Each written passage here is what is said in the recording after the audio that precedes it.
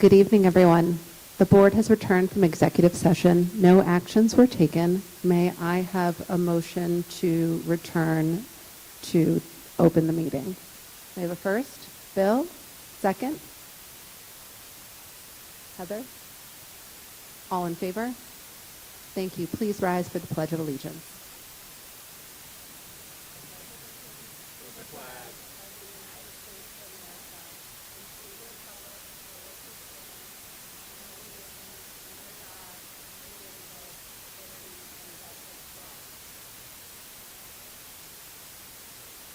All right, so as you know, at each of our meetings, we hear from our students from all the different buildings in our district, and they tell us about all the events that are happening in their building. Tonight, we are pleased to welcome representatives from both the junior and senior high student government and the high school environmental club. So come on up, guys. We look forward to hearing what you have to say.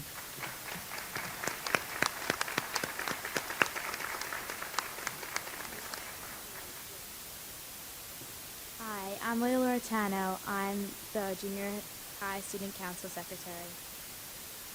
Hi, my name is Talia Arado, and I am a representative on the Junior High Student Council. Hi, my name is Sarah Pacey. I'm the Junior High Student Council President. This has been a very eventful year for the junior high, and we're excited to tell you all about it. In January, the eighth graders went on a trip to the city. We visited Chinatown, Little Italy, the Tenement Museum, Alexander Hamilton's grave, and the Woodworth Building. It was a great experience and opportunity to walk through the history that we had been learning about in class. The 8th grade STEAM students designed pizza boxes and put them on display at Doremos, then hosted a fundraiser where some of the proceeds went to wildfire relief efforts in California. It was a great way for the community to see all the hard work students put into their projects while supporting a local business and raising money for a good cause. The 7th and 8th graders had a great time dancing the night away at the winter dance. They got to play games, dance, and of course have awesome snacks. The DJ was a hit and it made the night so much fun. The girls said that their personal favorite was the photo booth because they got to take cute pictures with their friends. The boys would argue that ping pong was by far the best. We look forward to carrying out this dance in future years. The junior high musical was a hit. Students got to showcase their talents to the Cold Spring Harbor community while singing popular Dr. Seuss hits. Many students were part of the cast, but there were also opportunities for students to be a part of the stage crew. A big thank you to Ms. Buttafuoco for her guidance and efforts in making the show a success. For Valentine's Day, students were able to purchase candy bars for their friends and write a note along with it. The fundraiser proceeds went to a funding of upcoming junior high student council end-of-year events. We sold around 200 bars, bringing happiness to both junior high and high school students. In February, the district hosted Sports Night. It was a great way for our school community to come together and watch our teachers show off the talents that they have beyond the classroom. This fun event supported Corey's Promise, an organization near and dear to the Cold Spring Harbor community. Everyone had a great time supporting their teachers. Students celebrated once again on the night of March 6th, taking pride in their heritage and showcasing their talents and diverse cultures from around the world. International Club Advisor Merritt Mongrally and the International Club senior officers orchestrated an amazing event of cultural creations and food stations. There were student musical performances along with a student-led and staff-led traditional Greek dance.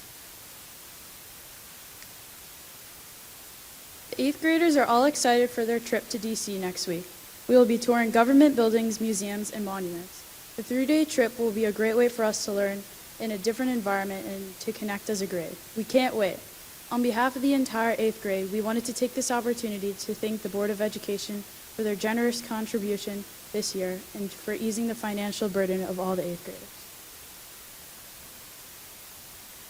The junior high spring concert is coming up, and students and teachers have been preparing all winter and spring for this concert. They're ready to show off their talents. In past years, the spring concert has been a success, and we can't wait to do it again this year. A special thank you to Mr. Santangelo, Mr. Hockler, and Ms. Segali for putting together such a special event. Our annual Unity event will take place at the end of May, allowing our 6th and 7th grade students to get a chance to come together and to enjoy some games and barbecue. It will be a great way for them to bond before the next school year starts. Excited 6th graders will soon be filling the hallways of the junior-senior high school to get a lay of the land before officially entering the school this September. These tours will be run by select 7th and 8th graders who will explain what a day in the life of a 7th grader will look like for them. To finish off the year, the 8th grade is getting ready for the yearbook signing. The grade will come together and spend time with each other in the courtyard signing each other's yearbooks. Hopefully some of our middle school teachers will have an opportunity to come and sign them as well. It will be a great way to finish off the year and our time as junior high students. Thank you so much for having us. Have a great night.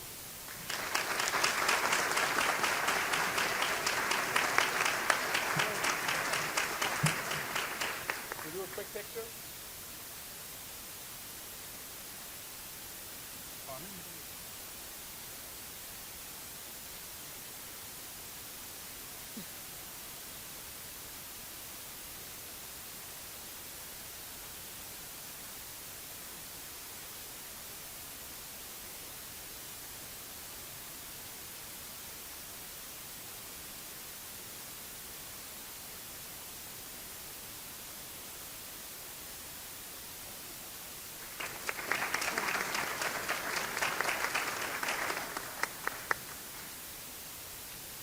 Up next, we'll have our environmental club come up.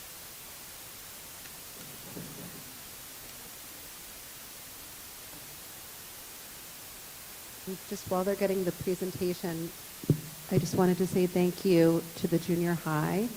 I can't believe that you are already done with junior high. It feels like you just left elementary school like a minute ago. That went fast.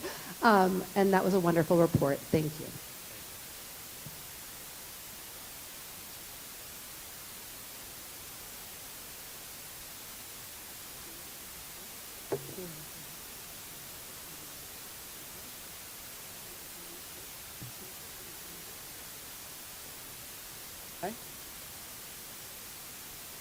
Good evening, everybody. I'm Erin O'Shan, the advisor of the Environmental Club, and this evening the students are going to speak to you a little bit about our goal of ridding the school of plastic water bottles. It's been a long time coming with all of our reusable water bottle stations that we have, and we still have a lot of sales of plastic water bottles that are taking place, and the main complaint that we hear is that the water fountain water doesn't taste good. So we did a water taste test, a blind water taste test, and I'm going to let Molly take it over and kind of give you the results, and the rest of the group will go from there. Thank you.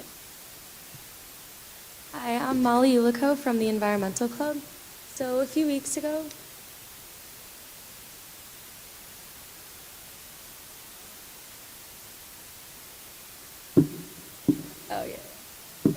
a few weeks ago, we did a water challenge where we had students do a blind taste test between Poland Spring water bottles and the filtered water that's around our school.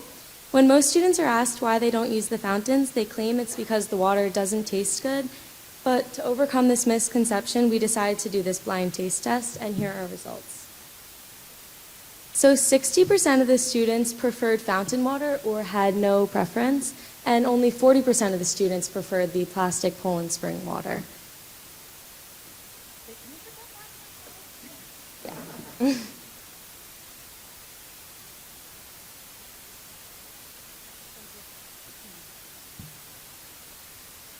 Well, most of the students preferred one type of water over the other. Some students couldn't tell a difference between the two, or they also didn't really know which one to pick, so they just picked one. So the data was skewed slightly, but if we do this challenge again, then we'll try and overcome this issue.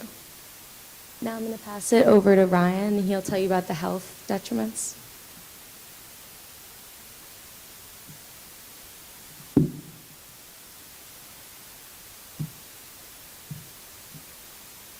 Hi there, my name's Ryan, and I'll be talking about the effects plastic water bottles have on our health. When we think about plastic water bottles, we usually think about pollution, But there is a much more serious concern regarding this effect, and that is the health of our student population. In single-use plastic water bottles, chemicals such as BPA and phthalates are most commonly found. These are endocrine disruptors that actively harm and disrupt our hormones. This poses a particular risk for teenagers whose bodies are still undergoing critical stages of growth and hormonal regulation. Additionally, according to the CDC, over 90% of Americans have been found to have detectable levels of BPA in their bodies, and we're not talking about harmless amounts. Studies have linked BPA exposure to fertility problems, obesity, early puberty, and even neurological issues, with it getting worse by the year.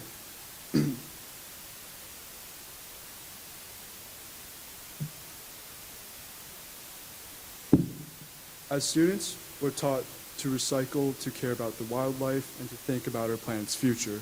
But the truth is, plastic bottles go against everything we're told to value. Right now, there are an estimated 200 million tons of plastic in the ocean. That's not an exaggeration, it's a global crisis. And much of that plastic starts with everyday products like water bottles, plastic water bottles. It's also affecting our climate. The carbon emissions from plastic production have jumped from 35 billion tons in 2020 to 42 billion in 2024. I don't know about you, but that's a pretty big number. And that growth is still accelerating. To even add on to this, every year about 1 million marine animals die from plastic, choking on it, getting stuck in it, or mistaking it for food. How would your child react to Nemo getting stuck in a plastic water bag, plastic bag or anything? And closer to home, plastic makes up of 80% of the pollution in our rivers and other bodies of water, many of which run through communities just like this.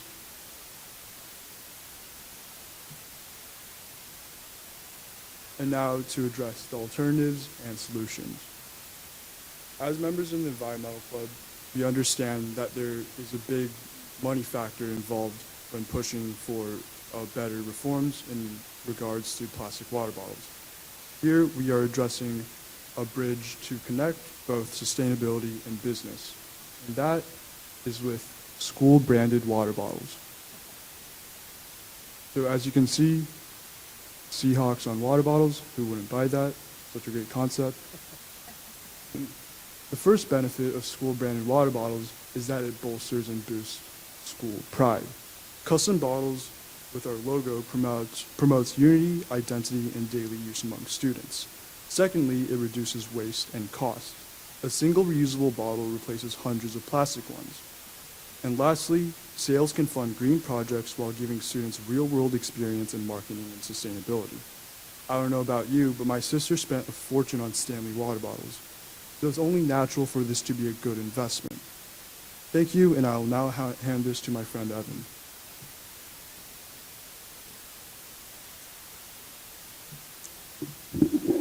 Hello, my name is Evan, and I will be going over one possible alternative to the traditional plastic water bottles.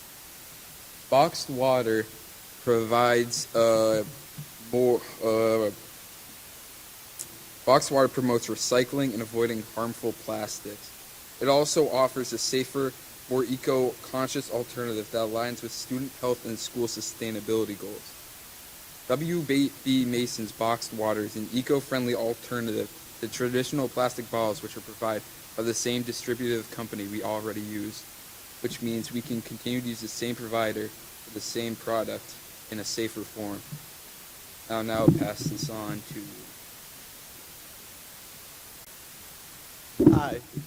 So I just wanted to let you know, I wanted to tell you more about aluminum canned water. It's a much better alternative to plastic water bottles. They're much safer, more eco-friendly, and with W.B. Mason's Polar Spring water, they're also much cheaper for us to buy. We currently buy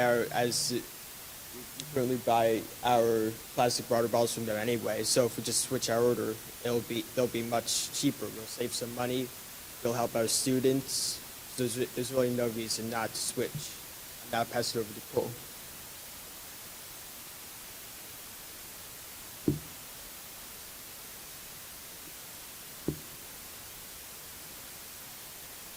Hello, Cold Spring Harbor. I'm Cole Glodowski, and I'm here to talk about the first steps of action. In the Environmental Club, we are looking to prioritize maintaining the green filter status for all water stations. In doing so, this will ensure that students have access to clean drinking water at all times. We are also looking to implement school-branded water bottles that could be sold at school events. We can use the profits from these sales to fund future sustainability projects.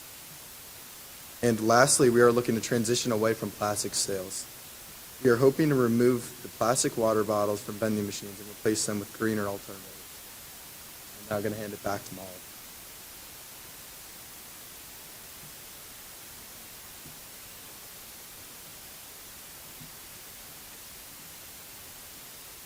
Conclude by transitioning away from single-use plastic water bottles that we currently sell and into a more reusable water bottle or eco-friendly water bottle with the aluminum or the cardboard water bottles.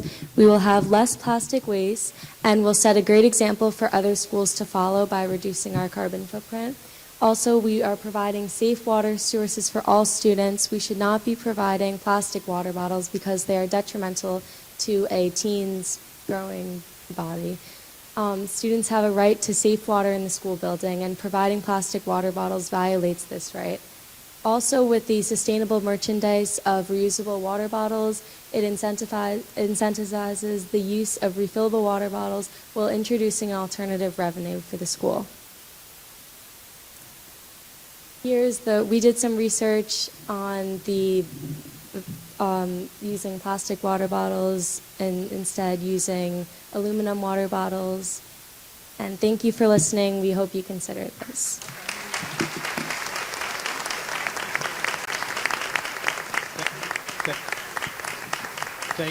Hello.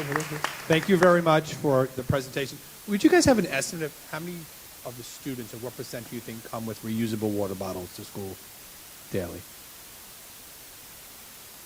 Just a guess. As of now, we have no data, but just an estimate, maybe 40%. I'd say not like I the think, entirety majority. speaking from my own experience, that some of them bring a water bottle to school and then still buy water when they get here. I can see it on the charges from the lunchroom. So I mean, this was a great presentation. I'm looking at our own plastic water bottles and thinking that if you do in fact sell Cold Spring Harbor reusable water bottles, will you let us know? Because I bet you have some eager customers here as well. Absolutely, and we'll offer a discount for that as well. Thank you very much. Thank you.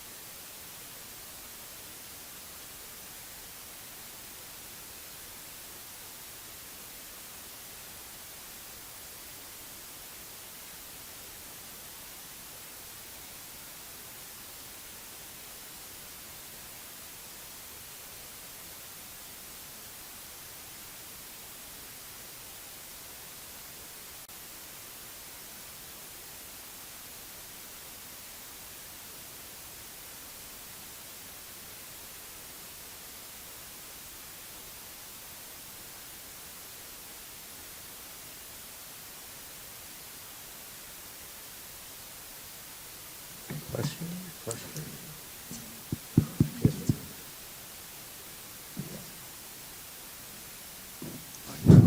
Oh, can I ask the students a question about the water you get in the fountain supplied in the wall at school versus the water you're bringing in bottles? How would you rate the taste of that water versus what you bring or what you buy in cans?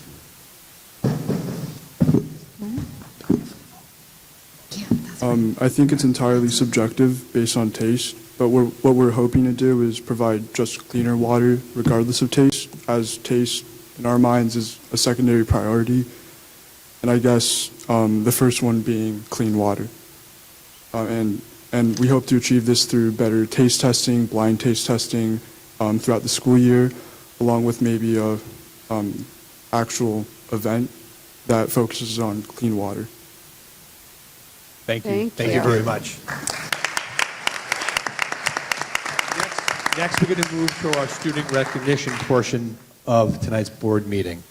Tonight is my distinct honor to recognize an extraordinary student, senior Ryan Smith. I have more to say, but you can come on up. Ryan has earned a Congressional Award Gold Medal, the highest honor the U.S. States Congress bestows upon a civilian youth. This achievement reflects Ryan's unwavering commitment to service, leadership, and academic excellence. Over the course of more than 3 years, Ryan's completed over 400 hours of community service, 200 hours of personal development, and 200 hours of physical fitness. In addition to this rigorous work, Ryan has also recognized as a STEM star for his outstanding contributions in science, technology, engineering, and mathematics. Among his many accomplishments, Ryan conducted research and innovation at Northwell Health's 3D Design and Innovation Lab, where he developed an application to improve patient transport safety. He further advanced his knowledge through summer studies in artificial intelligence, computer science, and mathematics. This June, Ryan will be traveling to Washington, D.C. to be honored at the 2025 Congressional Award Gold Medal Summit, where he will meet with members of Congress, national leaders in public service, and other distinguished youth from across the country. Ryan is a true example of what it means to lead with purpose, to serve with humility, and to learn and lead with passion. On behalf of Cold Spring Harbor Central School District, I congratulate him on this extraordinary accomplishment and look forward to the many successes that lie ahead in his future. Please join me in honoring Ryan Smith.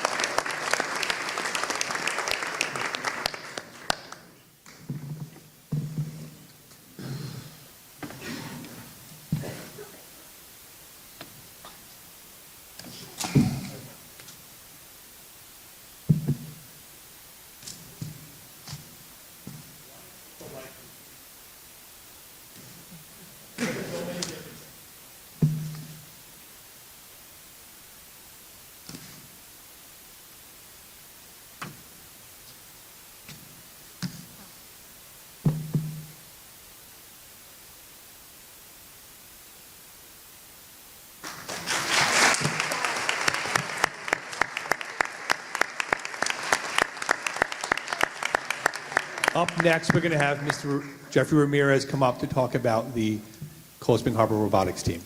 Jeffrey?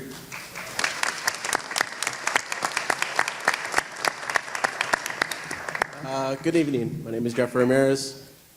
This is my first year as the robotics advisor for Cold Spring Harbor High School.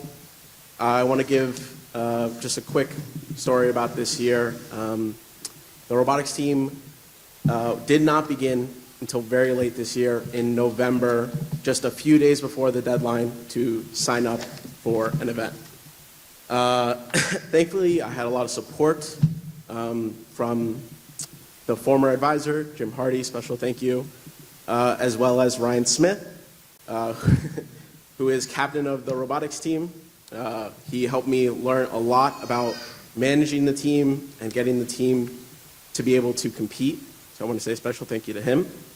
There's also a special thank you to our mentors who could not make it tonight, Stephen J., Dune Norderman, and James Thompson. In back. I also want to thank the staff members who were happy enough to help me, Jim Hardy, Eleni Kundi, and Melissa McLeese. And this year we took third place in the qualifications at Albany, which is a tie.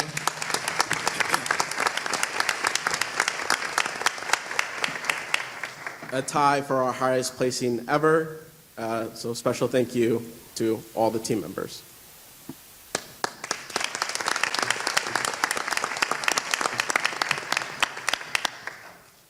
Ryan Smith, One down. Matthew Giovanakis, Ella Provenzero, Mary Gazzoni, Nicole Schock, Chris DeSimone, Max Ulico, Anthony Duke, Mason Lobianco, Allison Redden, Elizabeth Zahn, Kira Chan, Cole Gladowski, and Ryan Lee.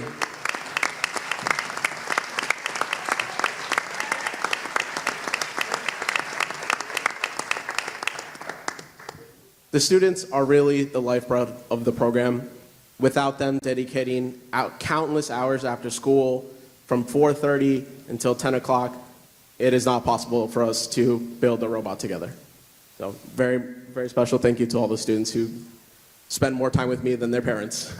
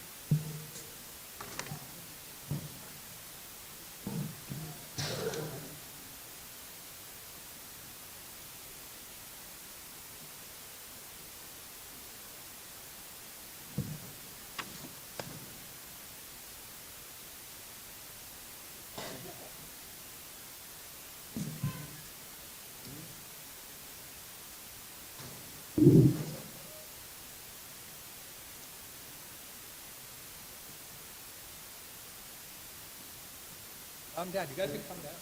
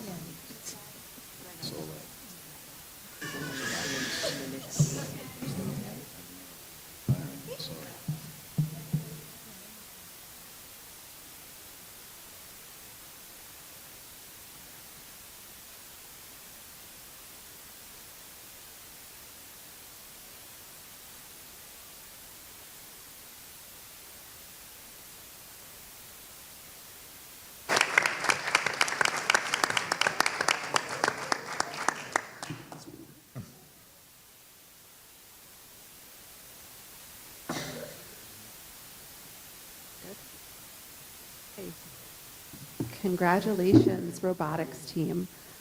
We are now, tonight we have the pleasure of granting tenure to staff members and welcoming them into the Cold Spring Harbor family. We will also be honoring our retirees as they've given tirelessly to our students and to our district. We will start off this portion of our meeting with the board hearing each individual tenure candidate and retiree staff, hearing about each individual tenure candidate and retiree staff member. And we will conclude with the board officially voting on tenure as I turn this portion of the meeting over to the superintendent. Retirement. On behalf of the Cold Spring Harbor Central School District, I extend my gratitude and congratulations as you prepare to begin this well-deserved next chapter in your lives. Each of you has contributed in extraordinary ways to the heart and soul of Cold Spring Harbor. Whether it's in the classroom, behind the scenes, or in the countless moments that shape our students' lives, your dedication, talent, and care have left an indelible mark on our school's community. You have inspired curiosity, nurtured potential, and built confidence. And most importantly, you made Cold Spring Harbor a place where children have thrived and grown.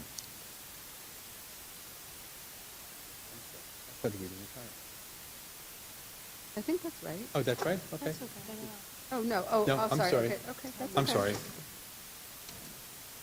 Tenure, I'm sorry, I started reading the wrong one. I apologize.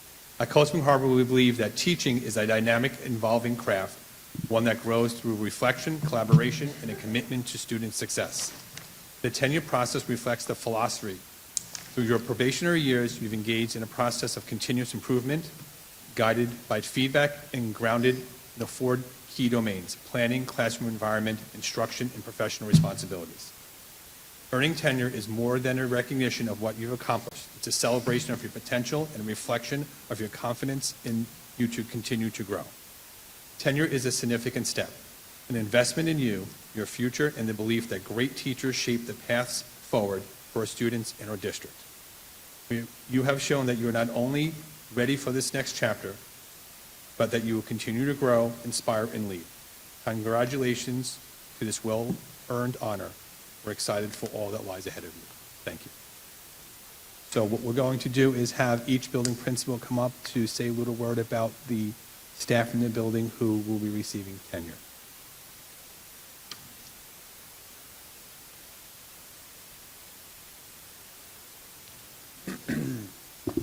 Good evening. This evening I'm honored to present Mr. Daniel Santangelo for tenure as a music teacher in the Cold Spring Harbor Junior Senior High School. Daniel, could you please join me up front?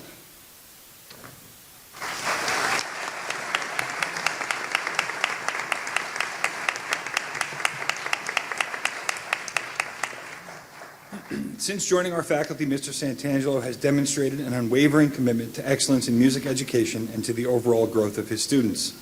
His classroom can be described as a vibrant learning environment where he strives for all students, regardless of their ability, to feel supported, engaged, and inspired to pursue artistic expression.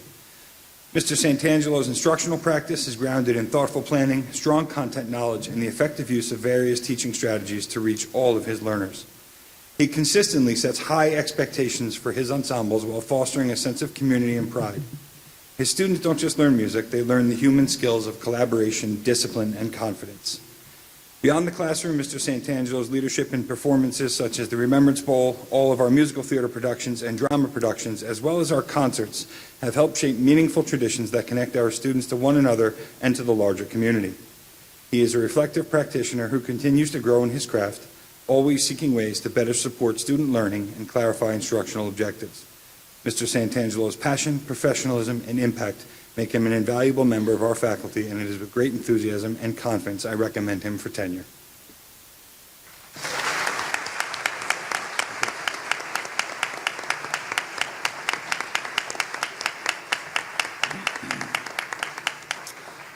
Also joining us from the music department this evening, Amanda Sigali.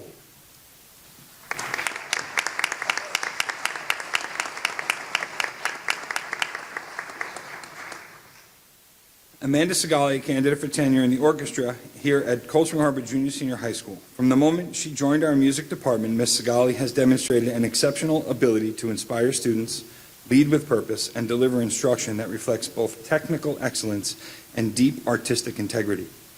Her rehearsals are models of thoughtful planning and high-level musicianship. With clear objectives focused on both skill development and expressive performance, she constantly challenges her students to reach professional standards. Her work preparing students for events like NYSSMA majors and concert showcases her ability to balance rigor with support, ensuring that every one of her students feels confident, prepared, and invested. Ms. Sigali creates a classroom culture that is rooted in high expectations, where she puts students in the driver's seat of their learning and feel a shared commitment to excellence. Her rapport with students is warm and encouraging, and her instructional strategies, ranging from sectional rehearsals to real-time feedback, make learning purposeful and personal. Students often describe her class as the most challenging they take, yet also one of the most rewarding. Beyond her exceptional instruction, Ms. Sigali has enriched our music program through her professional collaborations, including bringing in guest musicians to engage directly with our students. These opportunities have left a lasting impact on the musical growth and reflects Ms. Sigali's belief in the power of real-world connections to deepen learning. Ms. Sigali's passion, professionalism, and lasting impact on our school community make her an outstanding candidate for tenure, and I'm proud to recommend her without hesitation.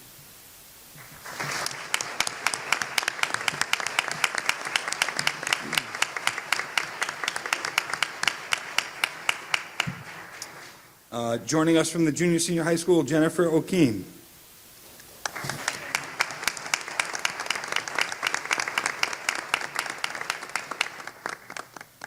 Jennifer O'Keene has been instrumental in advancing our Reading Strategies 2.0 initiative alongside the work of Jennifer Saravallo, playing a key role in aligning our instructional practices with the latest research in literacy development.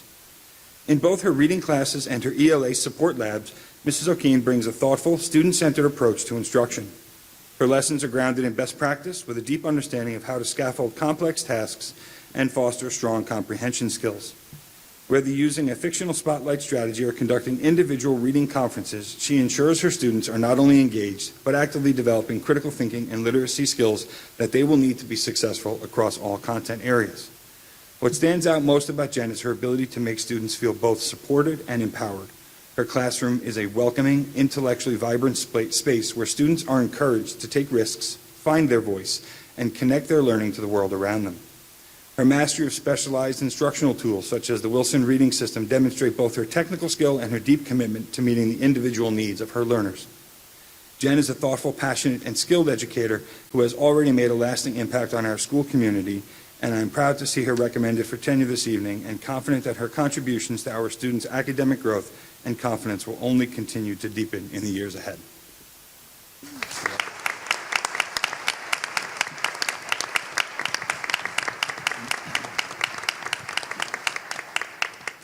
Joining us from the Special Education Department, Mrs. Lauren Kennedy.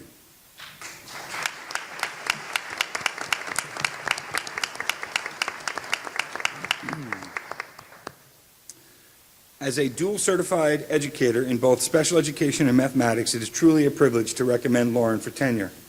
Since joining us here at the Junior Senior High School, she has consistently demonstrated instructional excellence, deep content knowledge, and a steadfast commitment to meeting the needs of all learners. Her work in our integrated co-teaching classrooms has been exceptional.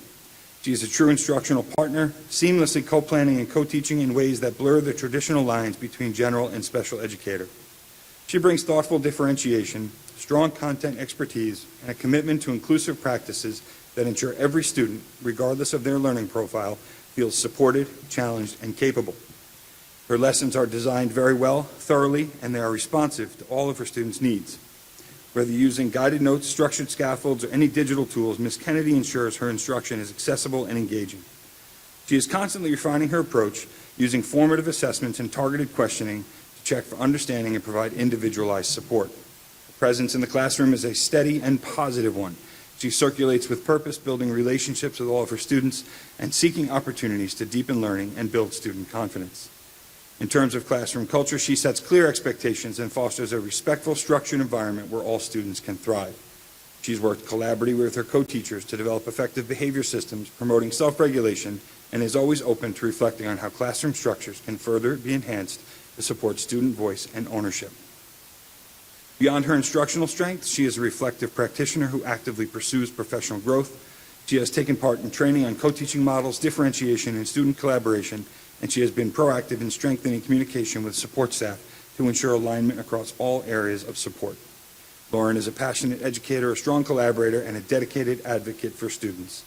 She embodies the values of excellence and continuous improvement that we hold dear in this community. I fully support her recommendation, and I am privileged to see her being voted on this evening.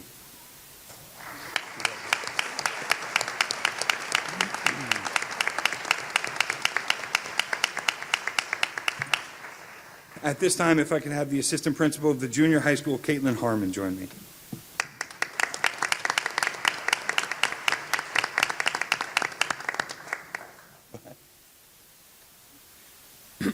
It is with great pride and absolute confidence to see Mrs. Caitlin Harmon recommended for tenure as Assistant Principal of Cold Spring Harbor Junior Senior High School.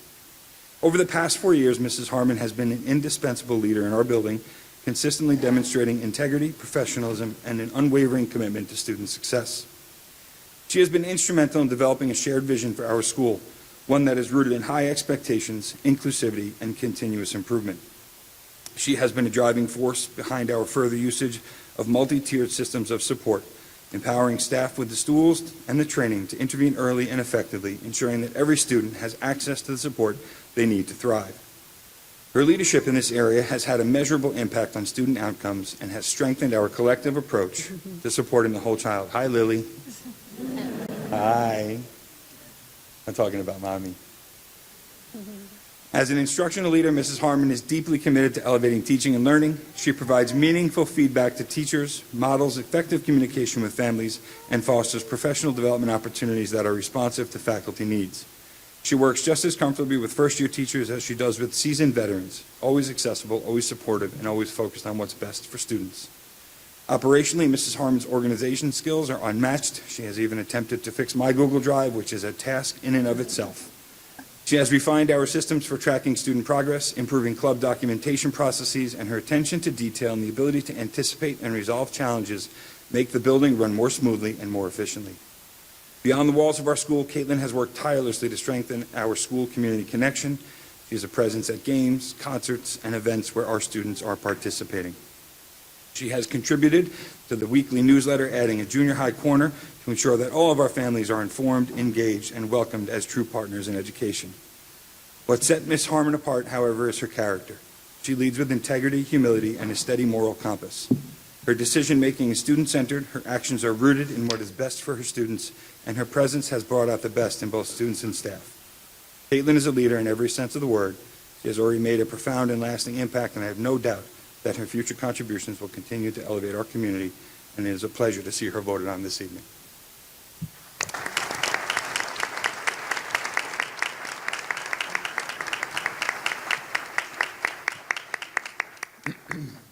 If I could have the Assistant Director of Special Education, Kristen Raska, join me.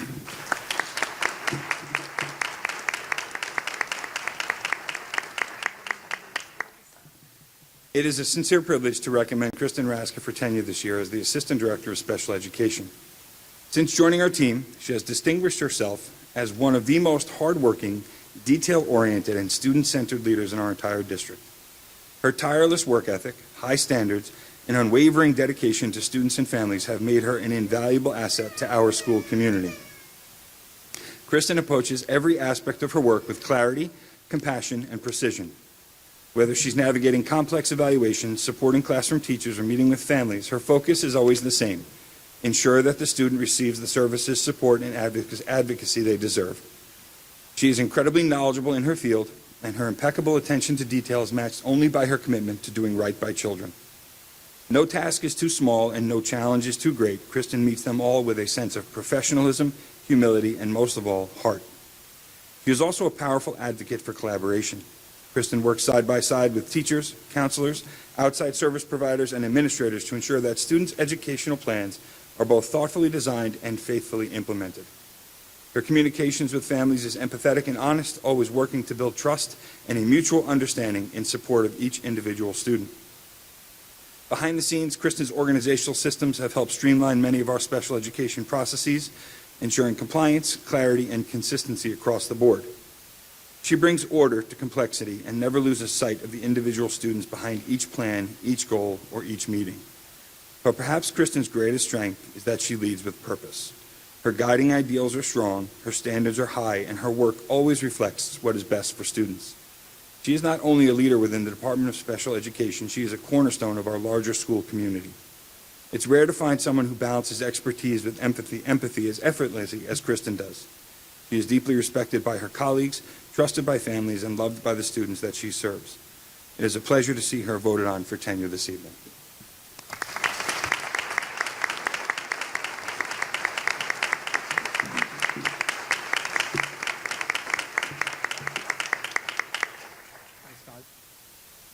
Ms. Cosme?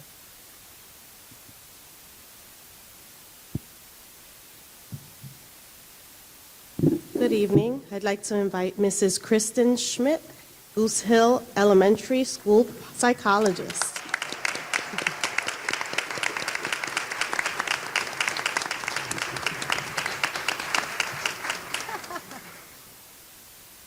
It is with great enthusiasm and confidence that I recommend Mrs. Kristen Schmidt for tenure as an elementary school psychologist in the Cold Spring Harbor Central School District. Since joining Goose Hill Primary School in 2016, Mrs. Schmidt has exemplified the highest standards of excellence in school psychology, student support, and leadership. Her service over the past several years has had a profound and lasting impact on our students, staff, and school community.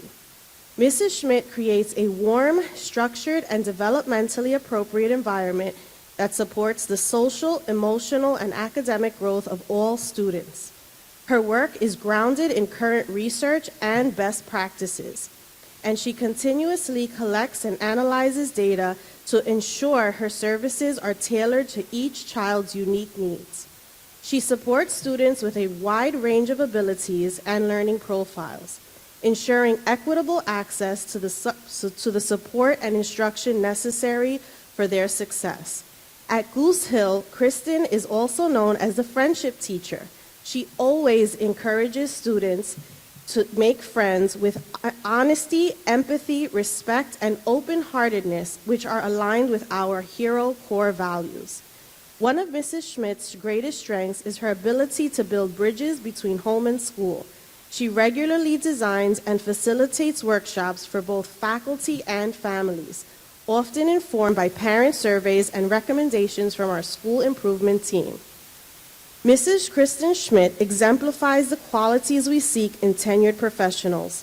She leads with compassion and an unwavering commitment to student success.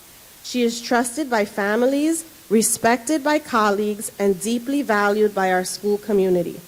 I recommend Mrs. Schmidt for tenure without reservation, and I am confident she will continue to make significant contributions to the Cold Spring Harbor School District for years to come.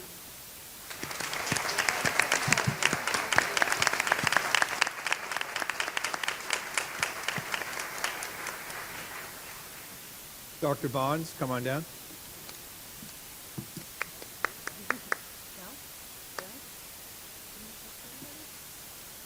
No, stay up here. Stay up here. It is my honor, John Barnes. Okay. It is an honor to recommend Dr. Barnes for principal of Westside School for tenure, a milestone that reflects not only his years of dedicated leadership, but the positive impact he has on this community. The moment Dr. Barnes stepped into Westside, he brought with him a spirit of positivity, purpose, and possibility. He leads with heart and with a camera always nearby. Capturing the joyful moments and milestones that reflect the vibrant life of Westside, which he helped shape every day. Dr. Barnes simply doesn't manage the building, he lives its mission. He knows every child by name, sees their potential, and makes sure they know it too. His legendary morning meetings are more than just a way to start the day. They're a reflection of his belief that every moment is a chance to connect, to celebrate, and to grow. Congratulations, Dr. Barnes, for making the West Side not just a school, but a family. I'm honored to recommend you for tenure.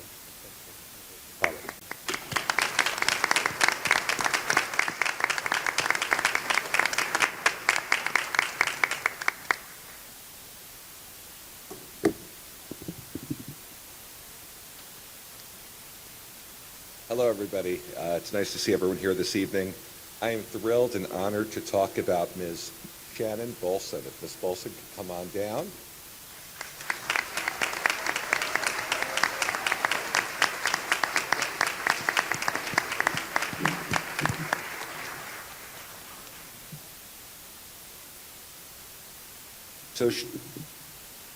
How you doing, Ms. Bolson? Ms. Bolson has demonstrated a deep commitment to the academic and personal growth of her students, and has also showed her tremendous dedication to the professional development of herself and her colleagues. If I had to sum up Shannon Bolson, she is an outstanding educator. She is a dedicated colleague, and she's an advocate for her students who sees the best in all of them, and her smile is both infectious, warm, endearing, and she's filled with kindness. Shannon's journey in Cold Spring Harbor started at the same time my journey started in Cold Spring Harbor. We started together, and every summer we take a picture to mark, like the president over time, how we're doing each summer. But she came from New York City with 5 years of teaching experience, and New York City's loss was Cold Spring Harbor's gain. Shannon 100% works to pay it forward. She is reflective. One of her notable contributions was leading a presentation to our Westside faculty members on John Hattie's work about teacher clarity. When you walk into Shannon's classroom, you will see learning intentions, success criteria, rubrics, and her working each and every day to support her students reaching their maximum potential. Additionally, Shannon's commitment to joining our book clubs, Shannon's commitment to being a part of sports night, our talent shows, our school plays. She also has a beautiful family of 3 daughters and her husband Ryan, who's here tonight, and they're often participating in a little something we have on Sunday called the West Side Run. Everyone can still sign up if you haven't. Our students love her. She's also, in her short time, the proud recipient of the Ugly Sweater Contest. And Shannon has substance, she has humor, and I know that she's going to make a lasting impact for years to come. Mr. Monastero, Board of Education, it is an honor, it is a thrill, and it is a privilege to recommend Shannon Bolson for tenure.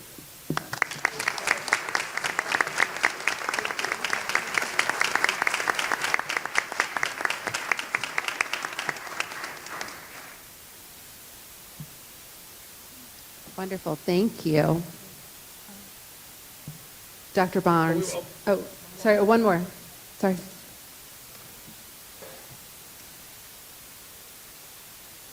If I could please have Ms. Lauren Grief come up to the podium.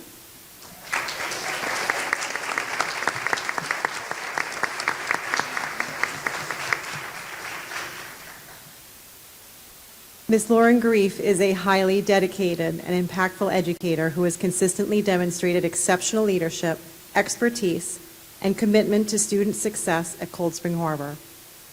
Beginning her career as a math AIS teacher, she quickly emerged as a leader in the AIS department, playing a vital role in strengthening our instructional support team processes.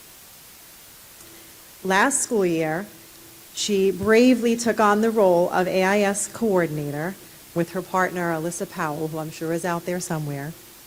Mid-year, seamlessly managing both her teaching responsibilities and the coordination of AIS services across our elementary schools.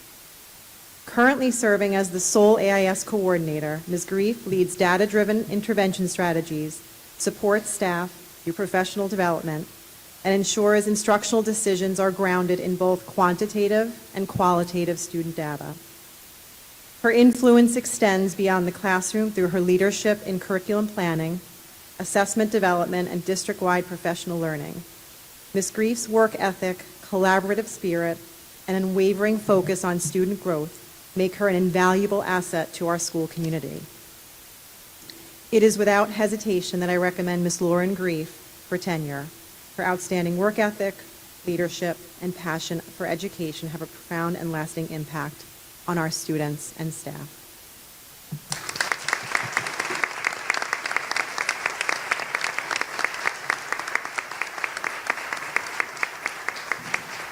Thank you very much. Okay, so we are now going to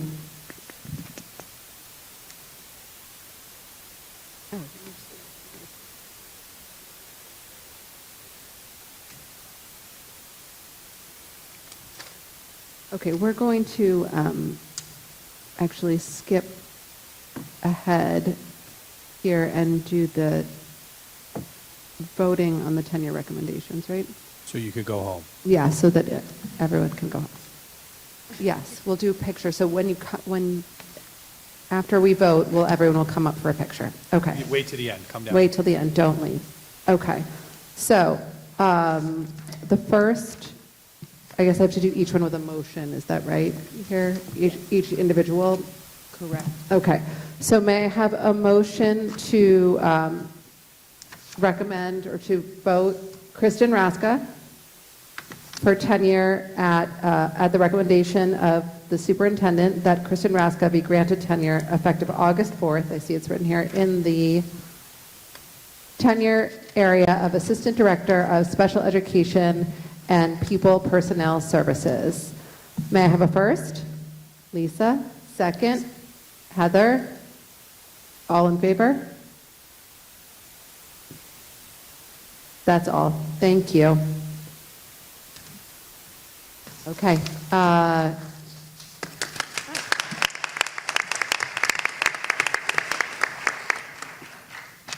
Caitlin Harmon.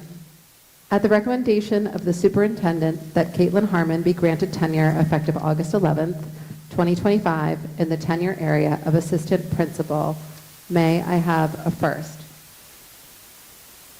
Mark, second. Kate, all in favor? Thank you.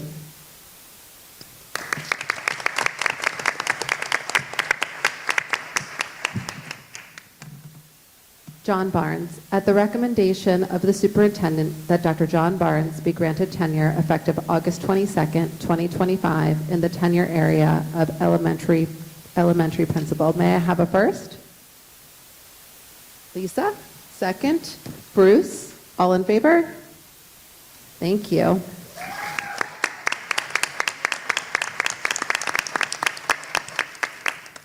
Kristen Schmid, at the recommendation of the superintendent that Kristen Schmid be granted tenure effective August 30th, 2025 in the tenure area of school psychologist. May I have a first? Kate, second. Heather, all in favor? Thank you. Lauren Grief, at the recommendation of the superintendent that Lauren Grief be granted tenure effective August 30th, 2025 in the tenure area of elementary education. May I have a first? Bill, second. Heather, all in favor? That's all. Yeah. Thank you.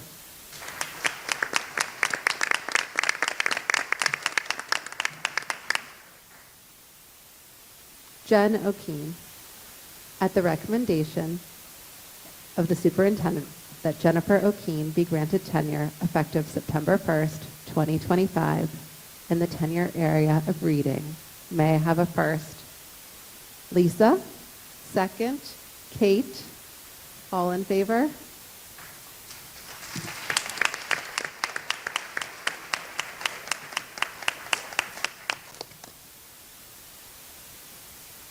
Amanda Sagali, at the recommendation of the superintendent that Amanda Sagali be granted tenure effective September 1st, 2025 in the tenure area of music. May I have a first? Bruce, second. Mark, all in favor? Erin.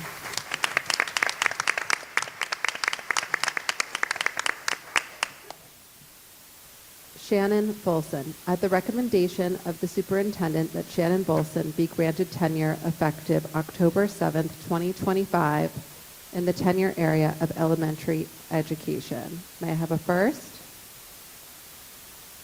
So many, everyone went up at the same time. Okay. Lisa, second. Bill, thank you. All in favor?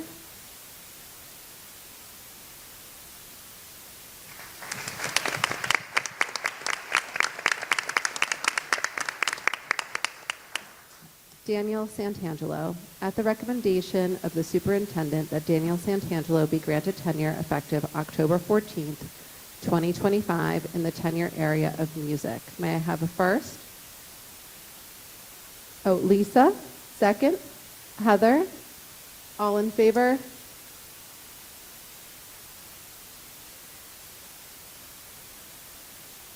Yeah, all in favor?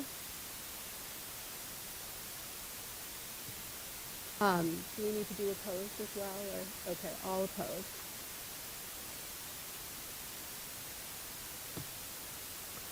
Thank you. Congratulations.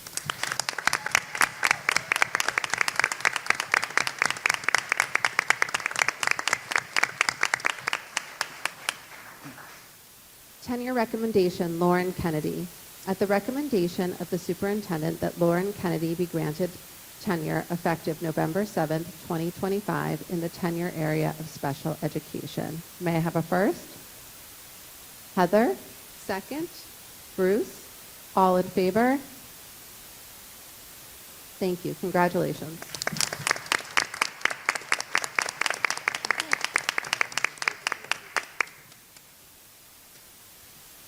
Yeah, we'll do picture. Everyone calm down. We'll do a picture.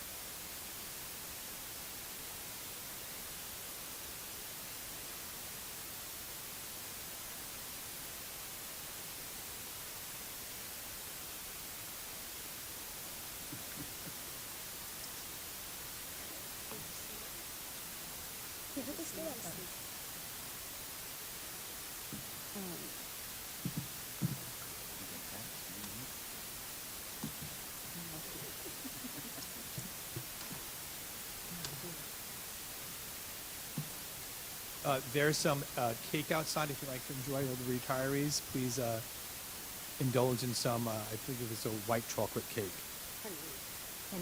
Tenure, yes. Retirees are next. Thank you. Retirees are next.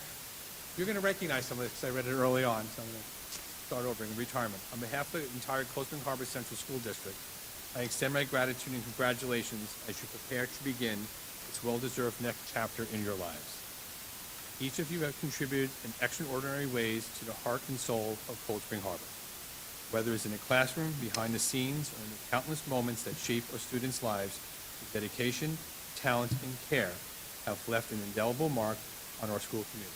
You've inspired curiosity, natural potential, and built confidence. Most importantly, you made Cold Spring Harbor a place where children have thrived and grown. Retirement marks the end of an era, but your legacy will live on. The minds you have opened, and the lives you have touched, and the examples you set for those who will follow. You leave behind not only a history of excellence, but a spirit of kindness, perseverance, and pride that defines what it means to be part of this extraordinary district. As you turn the page of your new adventures, know that you take with you the admiration and appreciation of the community. You will always be part of the Cold Spring Harbor family. We hope that you look back on your years here with the same fondness and pride which we honor with you here now. With a heartfelt thanks and best wishes for joy, health, and new beginnings, congratulations on your retirement.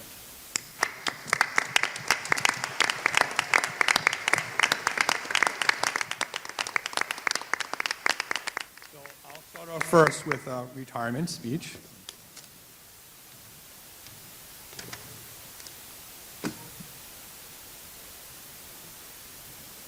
Today we're here to celebrate and honor a truly remarkable educator, leader, and colleague, Jen Lagatuda. As she retires from her role as Assistant Superintendent for Curriculum here at the Cold Spring Harbor Central School District.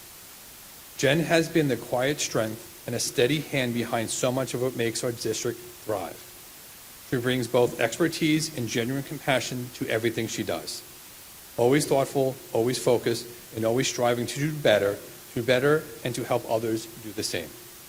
Whether working one-on-one with a teacher, supporting a principal, or guiding a district-wide initiative, Jen is known for a calm presence, her kind heart, and her unwavering willingness to listen. No matter how busy her schedule, she always made time to help and support. Jen has been a tireless champion for continuous improvement. She approaches every challenge with a curiosity and optimism, always asking, how can we grow? How can we do this better for our students and our teachers? That mindset has shaped our curriculum, our instruction, and our culture in ways that will continue to benefit Cold Spring Harbor for years to come. Jen, thank you for your service, for your leadership and your heart. You were deeply missed, but not forgotten. Congratulations on your well-earned retirement.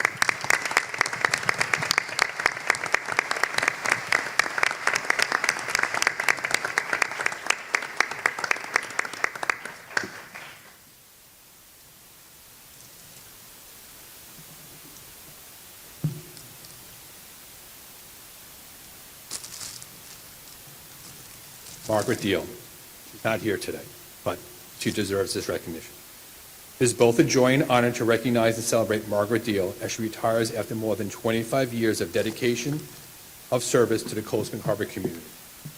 Margaret has worn many hats over the years: beloved teacher, trusted technology integrator, and go-to problem solver. But no matter her role, she has always led with the same unwavering kindness, commitment, and contagious positivity that brightens every room she enters. She has spent countless hours supporting her students, ensuring that not only that they feel seen, supported, inspired. Whether she is staying late to help a student master a concept, patiently walking a colleague through a new technology, or offering encouragement just when it's most needed, Margaret does it all, and always with a smile. Her dedication goes far beyond curriculum and computers. Margaret has been a role model of grace, warmth, and quiet strength. She leads by positive example, modeling what it means to care deeply, work hard, and stay grounded in purpose and joy. Simply put, Margaret is a gem. The kind of person who makes a lasting difference not just in what she teaches, but how she lives. I want to thank Margaret for your years of extraordinary service, your tireless support of students and staff, and the light you've brought to our district. Your legacy of kindness, excellence, and heartfelt dedication will remain with us for years to come. Congratulations to Margaret, who's doing what she loves, traveling today. Again, congratulations, Margaret. To you.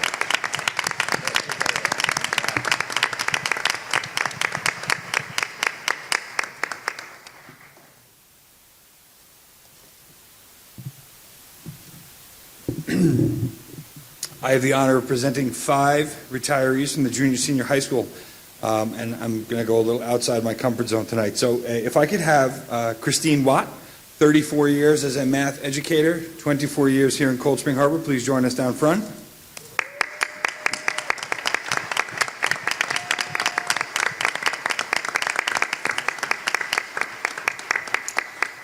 If I could also have Linda Letica, 18 years of service to the Cold Spring Harbor community.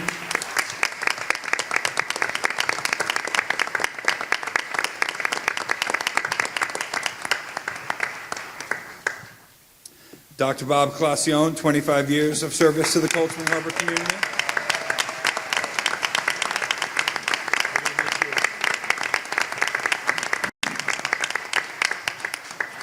Jim Hardy, 32 years of service to the Cold Spring Harbor community.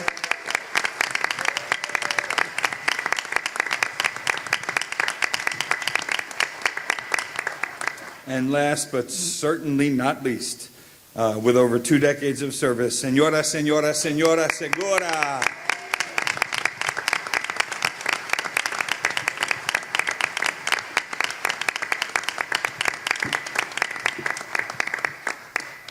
So by going out of my comfort zone, no, I'm not going to sing or anything like that, but I did write a poem, and I'm going to try to do my best.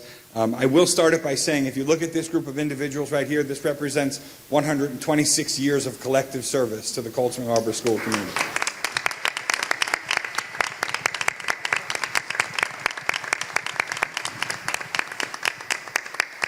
Dr. Barnes had his money on me coming up with a haiku this evening, but I will say he doesn't know me that well. I'm much more long-winded than a haiku. So the title of the poem is The Heart of the Harbor, a poem for our 5 remarkable retirees. At Cold Spring Harbor Junior Senior High School, our little school by the sea, 5 legends are closing their books with a sense of glee. Not a celebration of endings, but rather new starts. Each one leaves our school community with full hearts. 34 years as a teacher, Christine Watt, dare I say, one of math's guiding stars, a teacher known to make you feel smarter than you are. Equations, graphs, geometry, with her, it all made sense, you see. She led our mathletes team with a steady grace, always cheering her students, regardless of last or first place. Designing a pre-algebra curriculum was a work of art. She taught with brains and always led with her heart. Now she trades chalkboards for anywhere near the shore, with her husband and 2 sons and sunsets to adore. May her mornings start long after her usual 5:30, and we all know a South Carolina Gamecocks win will certainly keep her joy alive. Next comes Linda, 18 years of calm and kind, with the warmest heart and the brightest mind. From the West Side halls to the high school wings, she quietly did extraordinary things. A helping hand, a gentle guide, who always walked right by her students' sides. She knew when students felt unseen and would go out of her way to meet their needs with care serene. Her Cold Spring Harbor legacy, you may ask? A quiet grace that is guaranteed to echo through this place.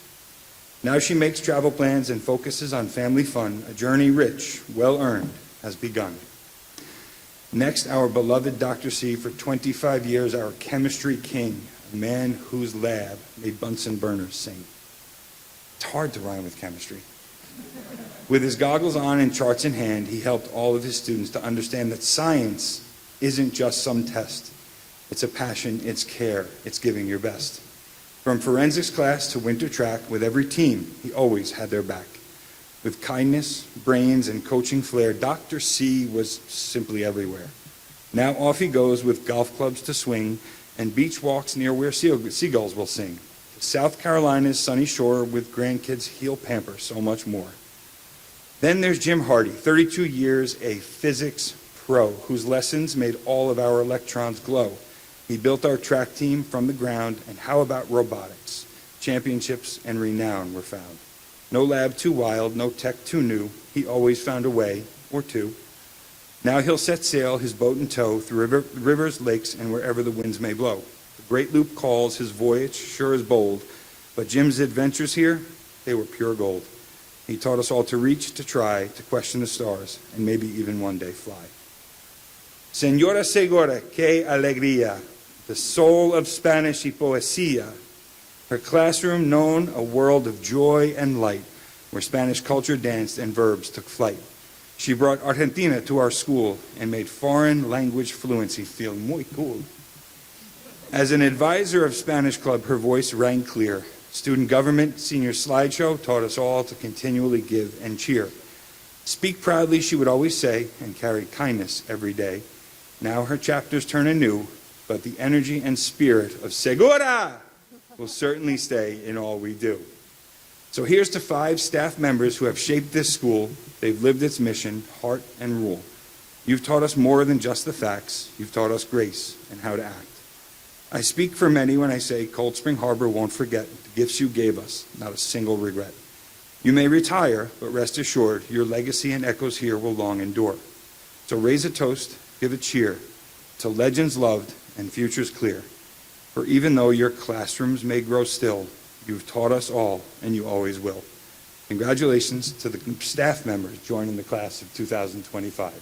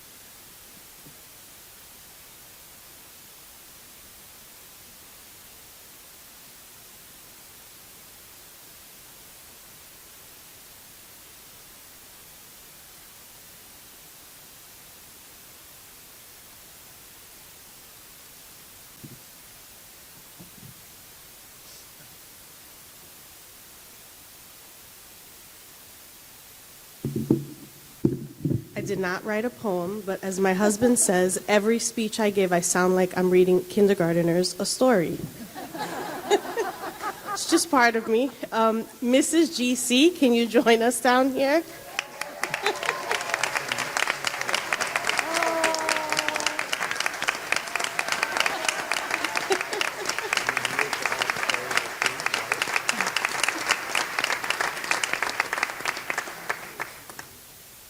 It is truly an honor to stand before you today as we celebrate someone who has shaped not only young minds, but also the very heart of Goose Hill Primary School.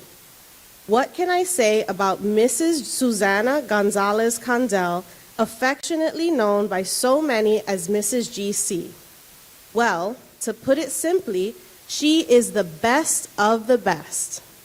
After an incredible 30 years of dedicated teaching at Goose Hill, her presence in our school has become nothing short of legendary.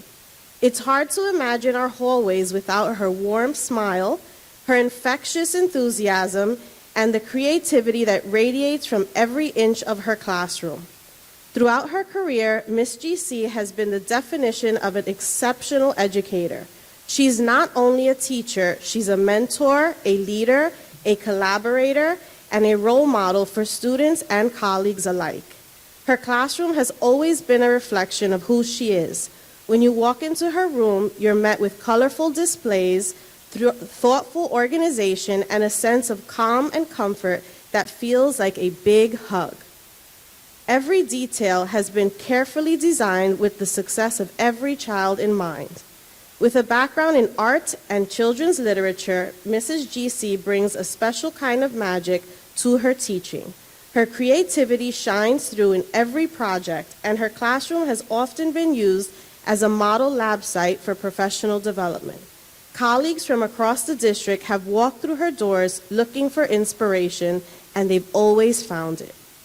She has shared her knowledge generously, leading workshops at faculty meetings, presenting at superintendent's conference days, and always stepping up to support her fellow educators. And let's not forget about the parents, many of whom have expressed deep gratitude for the invaluable insights Mrs. GC has shared. Time and time again, we've heard how her classroom transformed not only children's learning, but also their confidence, joy, and love of school. For 3 decades, Mrs. GC has given her all, her energy, her creativity, her compassion. It's all been poured into our school community, and we are all better for it. As you begin this next chapter, please know that your presence will be missed dearly, but never forgotten. On behalf of us all, thank you and congratulations on a well-deserved retirement.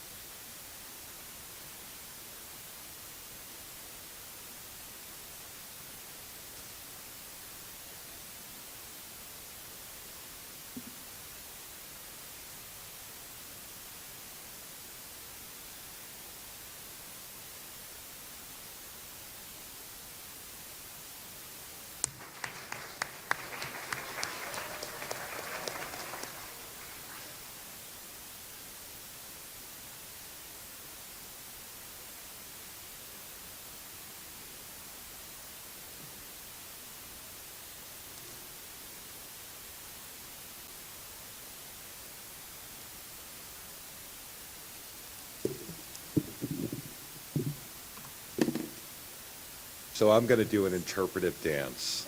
Just kidding.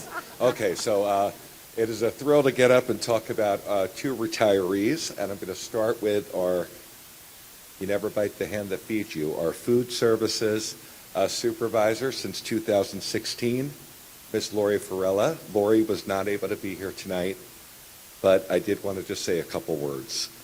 Miss Farella joined the Cold Spring Harbor School District in September of 1999.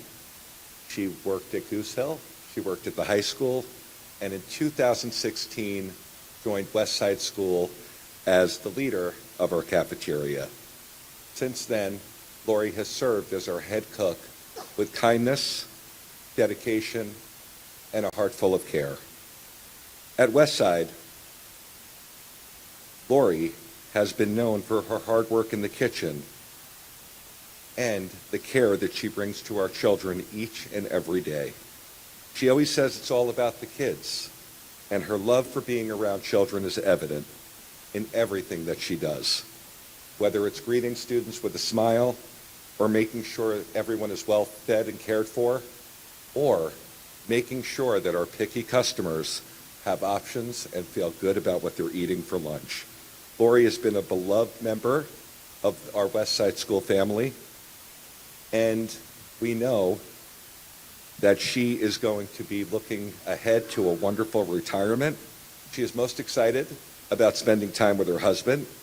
While Lori is not a flyer, her husband has been trying to talk her into getting on the plane and taking that big trip to Italy. So we hope that she gets on the plane and knows that she's going to have a great adventure. In addition, Lori looks forward to spending time with her two daughters, both of whom work at schools. We will miss Lori's warmth, laughter, and her unwavering love for our students, and we thank her for her 25 years of service. And we wish her good joy, health, and happiness in her next chapter of retirement. Ladies and gentlemen, Lori Farella.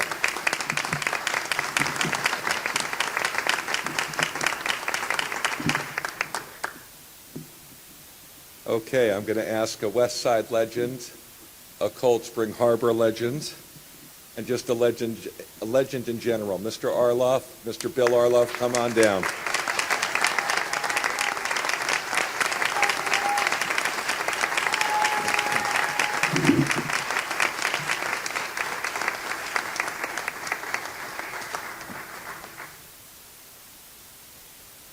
After an extraordinary 29 years serving West Side School, it is both an honor and somewhat emotional to recognize the retirement of Mr. Bill Arloff, an educator whose legacy will forever be woven into the fabric of West Side School and in Cold Spring Harbor.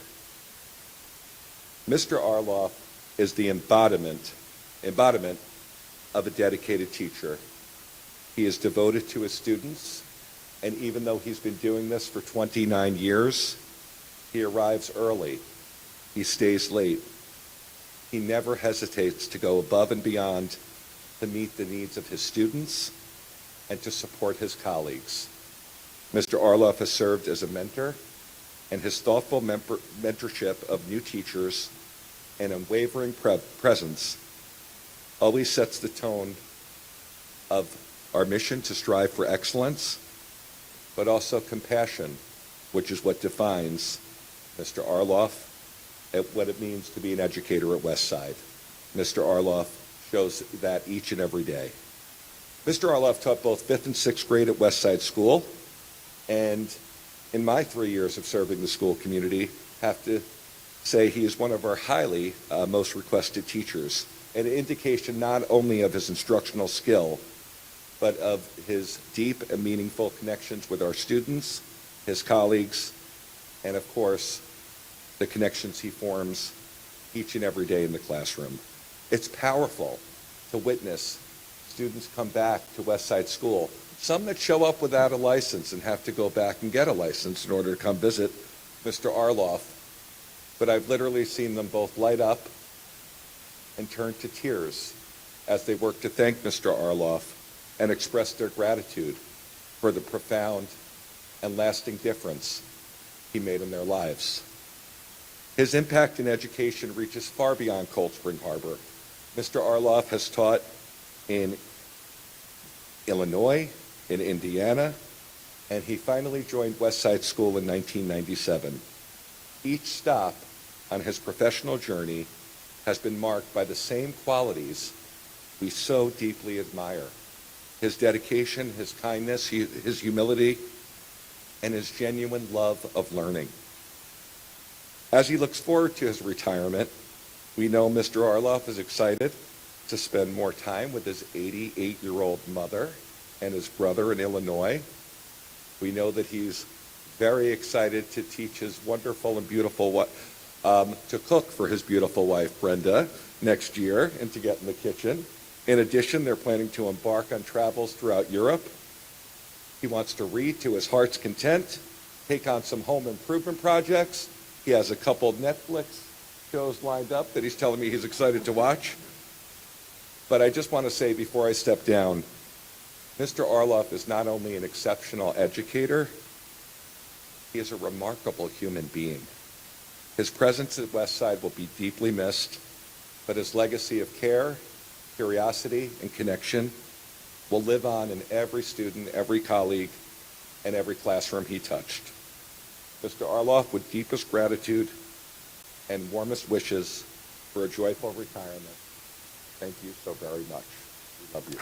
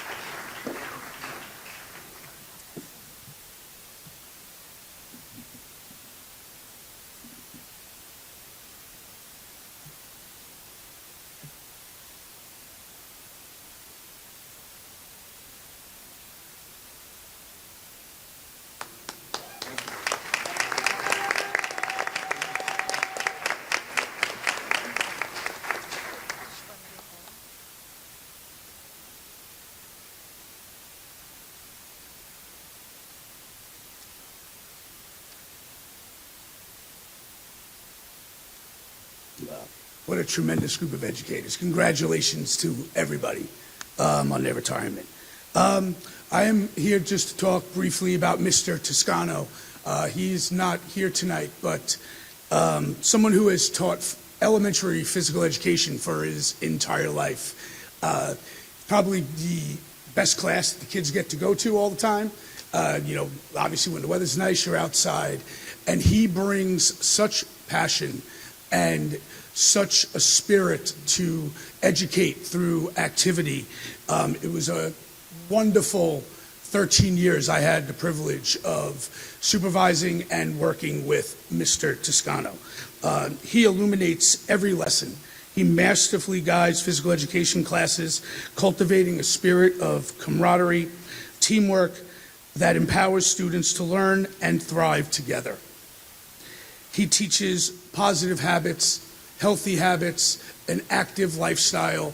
His passion for physical education is truly remarkable. He believes in what he does, and every student that he has had the opportunity to teach and educate has definitely been impacted tremendously by Mr. Toscano. I thank him tremendously for his ability to even help me when I first came to Cold Spring Harbor, understand the school community, everything about what Cold Spring Harbor was all about.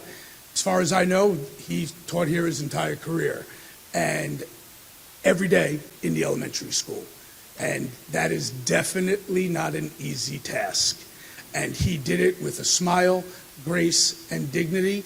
He will be deeply missed, irreplaceable, and I wish nothing but the best for Mr. Toscano in his future and in retirement, and it was an absolute pleasure, and I know that every student that he taught is a better person that had him as a teacher. Thank you.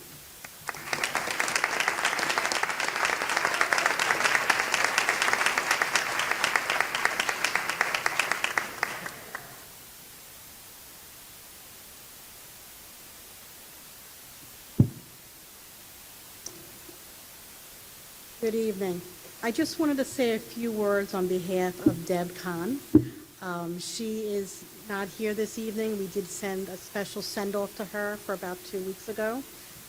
She has been our principal assistant for the special education department and PPS department for 25 years. And she really has been the backbone of the department and really the heart of the department.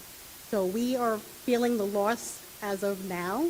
And she has brought such knowledge and skill to everything that she did, and I do believe that the parents do miss her because she was always a real helpful resource to them. So I want to thank Deb Kahn for all her service to the Cold Spring Harbor School District, and she truly did make a difference, not only for the department, but for the district as a whole. So thank you.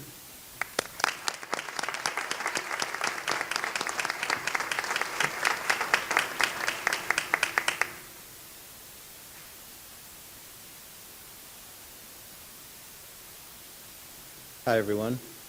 Before I start on the three people that I have the opportunity to speak about tonight, I just want to say big congratulations to everybody here tonight retiring or receiving tenure on your just wonderful achievements. So congratulations to everyone. Nice job. The first person I have on my list is Mr. Earl Cross. Mr. Cross has been a custodian with the Cold Spring Harbor School District since 2010. Working almost exclusively at the high school. He's also a member of the weekend security team, driver messenger, and often just stepped up to do whatever the district needed him to do. Needless to say, Earl was a valuable member of the facilities team, and he will be missed. Congratulations and thank you. We wish you happiness and enjoyment in your retirement.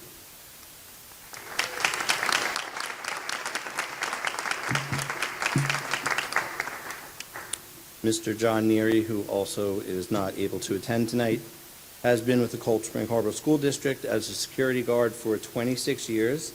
He came to the district after serving 31 years as a member of the Suffolk County Police Department. He is also a veteran who has served our country for 5 years in the United States Navy. Mr. Neary was extremely popular with staff, students, and all of his fellow guards. He will be missed. for his witty personality, among other things. Congratulations and thank you, and we wish you happiness and enjoyment in your retirement.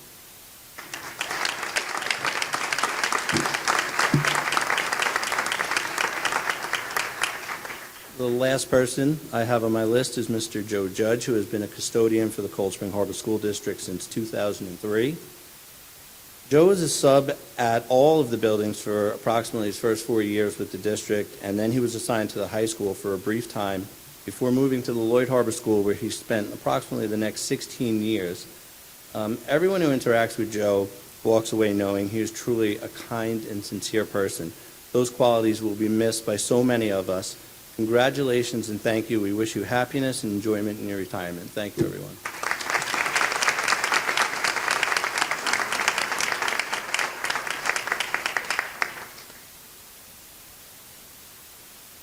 If everyone who was here for retirement, come on down. We're going to do one big group shot.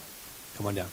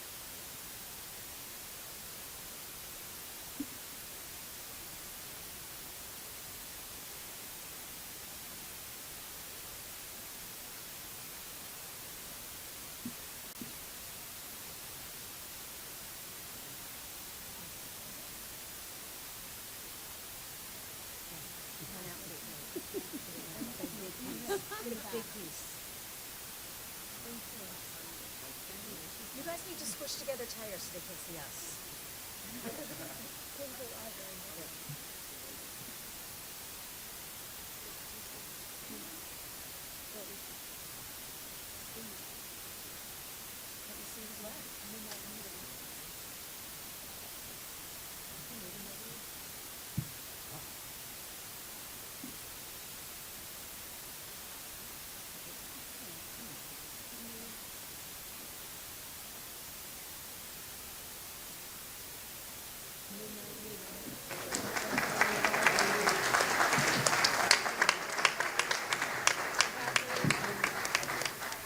Thank you.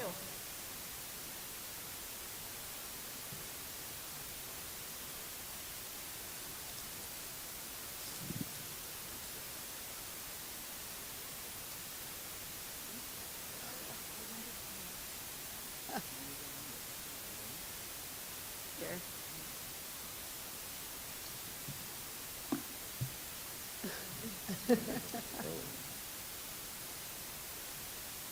Okay, congratulations, everyone. Now, as president of the board, here are my updates to the public. So I'll make them brief. I just wanted to say a couple of quick things.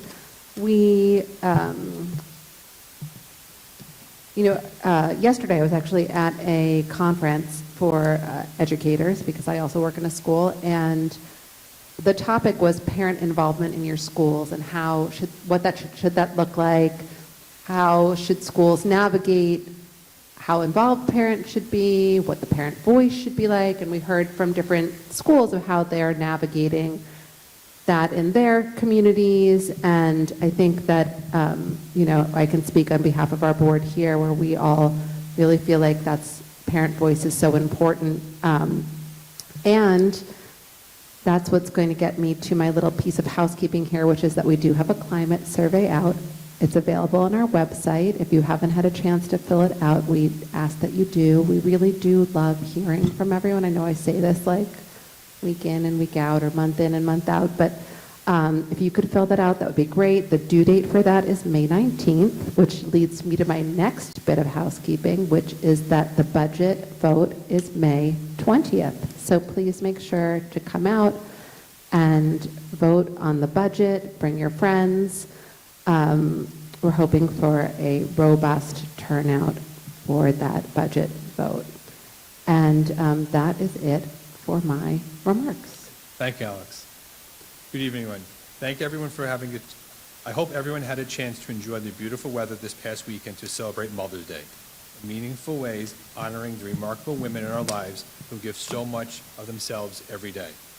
Whether you celebrate with friends, family, or a quiet reflection, I hope it was a time filled with love and gratitude. As we move deeper into the spring season, our schools are alive with activity and accomplishments. Just last week, we successfully concluded our grade 3 through 8 ELA and math assessments. I want to take a moment to thank our students for their focus and efforts, our teachers and staff for their guidance and support, and our families for their partnership through this important time. We're also in the midst of our AP testing across the high school, another rigorous and rewarding experience for our students. Their determination, hard work, and resilience continue to inspire us all. This week brings even more to celebrate as we look forward to.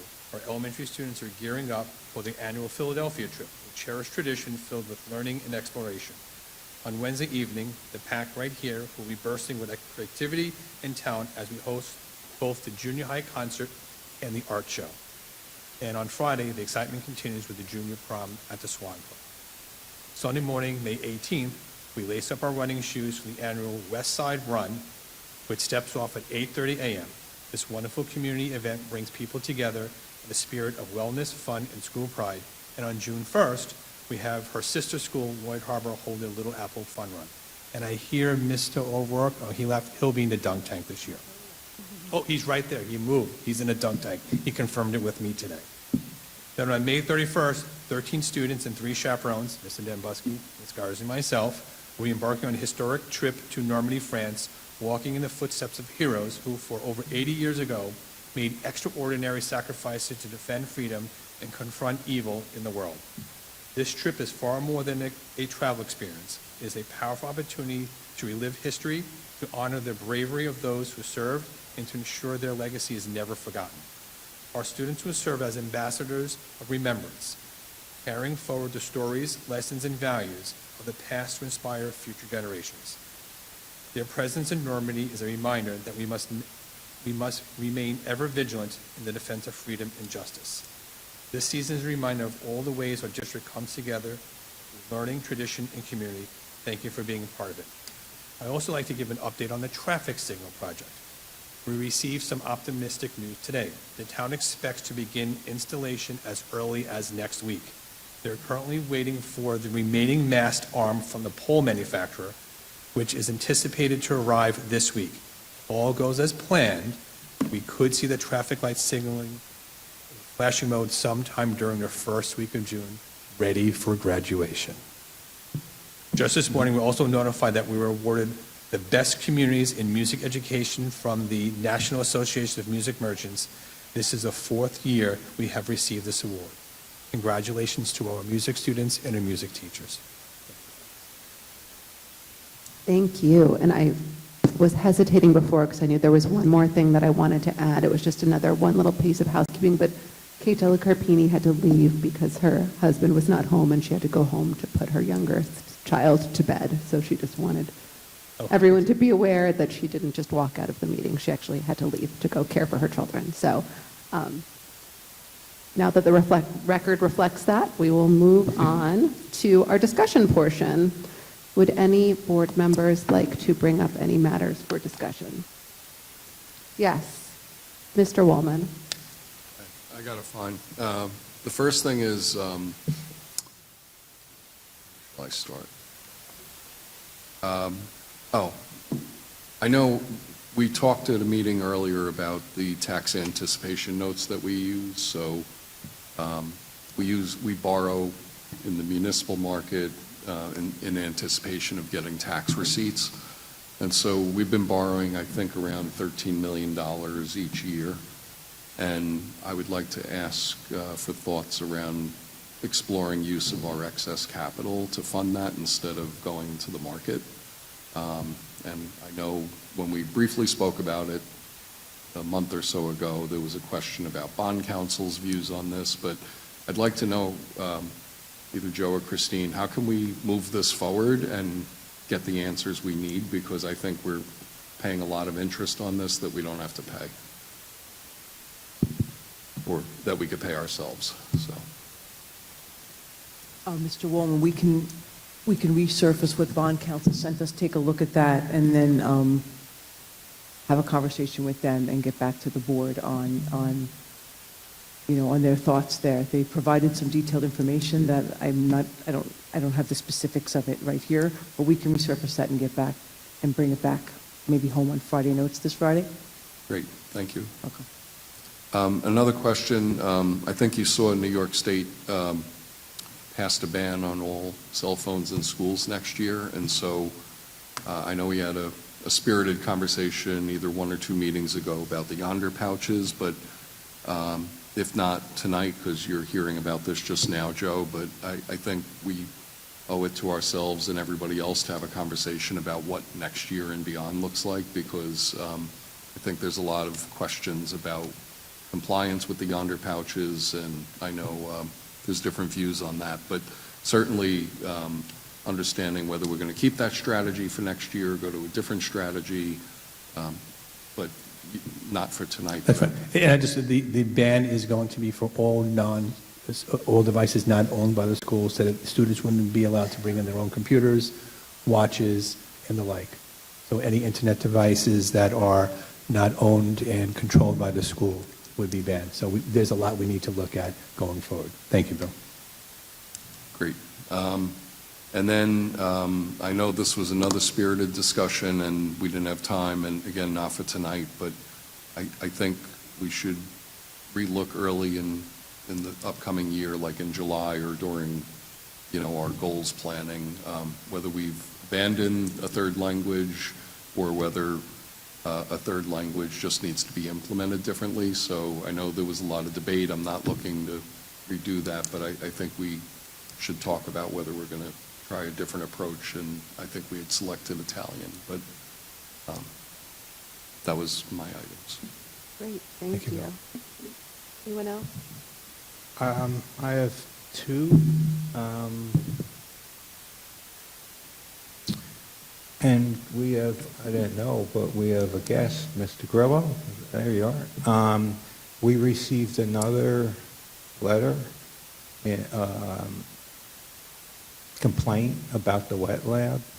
The last time you were here and kind enough to take questions, one of the things I asked were for you to work with the school really to bring that over the finish line. So if I can get an update, what you've done since the last time you were here, because we have yourself, we have a construction manager, and from what it seems, Mr. Monastero is trying to fill that void, which he's our superintendent. I was hoping to move the ball on that, because I feel we deserve, our students deserve to have a wet lab. They signed up for the class. They're not getting a wet lab. We're now doing fish tanks, but maybe you can elaborate on what's going on. So if I could fill in first on, and I don't know if the purchases have been made, but there's actually a transfer here to do some of the purchasing that we're going to go forward. Ms. O'Shan met with Mr. Dambusky and Mr. Taylor to look at all the equipment they wanted, and she settled on the equipment, including the exact fish tanks, the lights, the filtering, and the tables or racks to hold them. And I'm not sure, Dan, do you know if you placed the order or you have the information about to place the order?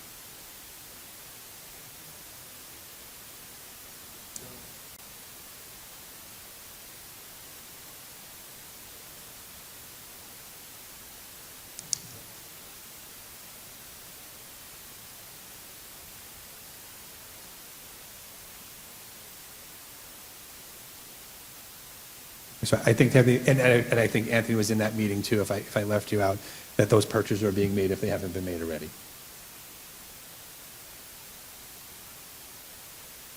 Okay, I guess we're not going to get any comments from our architect. Or do you have any? Or I just want to know what's going on between our construction manager, yourself, and the district. Well, so as we touched on when I was here last time, I mean, we built the labs, we designed the labs, but usually the end equipment is really purchases made by the school district themselves. I tried to work with Christine, but there really isn't an avenue to buy fish tanks and have a fish tank installer pay prevailing wage. And some of the insurance requirements that are indicated by NYSER, it's tough to get around. So the pens, the pencils, the flags, the fish tanks, the loose chairs, that's not really something we design. We design the backbone for you to be able to have that, but not for the actual fish tanks themselves and filling up the salt water. Okay, but you're always working in schools. I assume you would design a system that we could actually purchase the equipment for, right? The equipment is, everything is in place, the hardware is in place, the drains are in place, the electric, the water supply, all of that is there. It's just a matter of putting in loose shelving and putting in fish tanks. So if I understand, we'll have a wet lab soon? Completely up to the district. If you want to go with an independent coral reef or you want to go individual fish tanks, all the provisions are there to do whatever the district desires. And the original design was more complicated, and now we've broken it down into individual tanks? Is that it? No, the design never changed. There was always a design to have one room was going to be a coral reef room. The other room was really a working room where all of the fish tanks would go. Okay. Mr. Monastero, what was that we changed then? You indicated, I thought we changed the design. Mr. O'Shan did change some of her design to make it more streamlined. John didn't develop an exact plan for the fish tanks, but Ms. O'Shan worked with a school out east on to what they had built, and we took into account everything she was looking for, and those would be the purchases moving forward. So John hadn't developed, we've been dealing with lots of different plans on how to operate, and Ms. O'Shan has settled on what she wants, and that's what's being purchased. So I assume you've put in wet labs at other facilities because you do a lot of work with schools, right? Why is Cold Spring Harbor the one that has the trouble? So again, we don't put in the actual fish tanks or the coral reef. We give you the provisions for that, and then the teachers or administrators put in the coral, the fish, the water, etc. But we don't design. The gentleman we're talking about who's out east isn't actually an oceanographer, and he does a lot of that. I think he built half of that stuff himself after the provisions for that architect and that addition were built out west. And are we not working with him, or we are now working with him? Like, how did the other schools do it, and why don't we just copy what they did? I believe he was talking about working as a consultant, but I don't know if there was an avenue for the district to hire a teacher from Southampton schools as a consultant. That's something you would have to talk about with the district and council. That's something I'm not involved in. We did work with them, and each location is different. For him, it took him 10 years to get where he is now. He started off with what we have now with, I think, 13 or 14 fishing tanks. I don't know how many he started off with. That's where we're now, and built the program over 10 years in building the tanks. So this is, Erin worked with him in suggesting as to what type of materials. Some of it was a learning process. Some of the items he originally started with, he didn't want to recommend moving forward, sort of like the type of racks that are used and different equipment. So I think using his expertise and working with Erin, we're in a good place to make the order and move forward. It's a huge investment. We want to do it right, and we're going to build one and build the next and move on. So we have the fish tanks, and part of the whole process is having the students be part of putting together the tanks and putting them together and maintaining them and the like. So, of course, do I wish we were able to move quicker on that, but I think it was part of the process, come together what is right for Cold Spring Harbor. I remember a couple years ago, I visited a site in, I don't remember, it was Huntington or South Huntington, which school district it was in, and we're ahead of where they were with their fish tanks a couple years ago. So it's part of the process. Again, I wish we would have everything, but I think it's also part of the learning experience of putting together, developing, and picking the right components. Okay. I heard on the walkthrough there's pipes coming up from the ground. Are those going to be used, or that was the old plan when those pipes? The conduit that's sticking up to the ground is for the electrical outlets. So once we know the number of fish tanks, and all of those will be the outlets that come up to the floor. Right now there's a drag in there. They pull a line in and they put the outlets in. Okay, so well, ETA on the wet lab, what are we looking at? Completion. I don't know if we're ever complete, but we'll have tanks in there definitely for the start of the school year. Okay, and then Mr. Grillo, has it been communicated to you that going forward, any allowance is taken? The old policy was you would talk with our CM, but the school now gets involved in that process too. Was that communicated to you? Yeah, I know anything where allowance usage would go through Joe. Oh, great. Okay. Yep. Thank you for your time.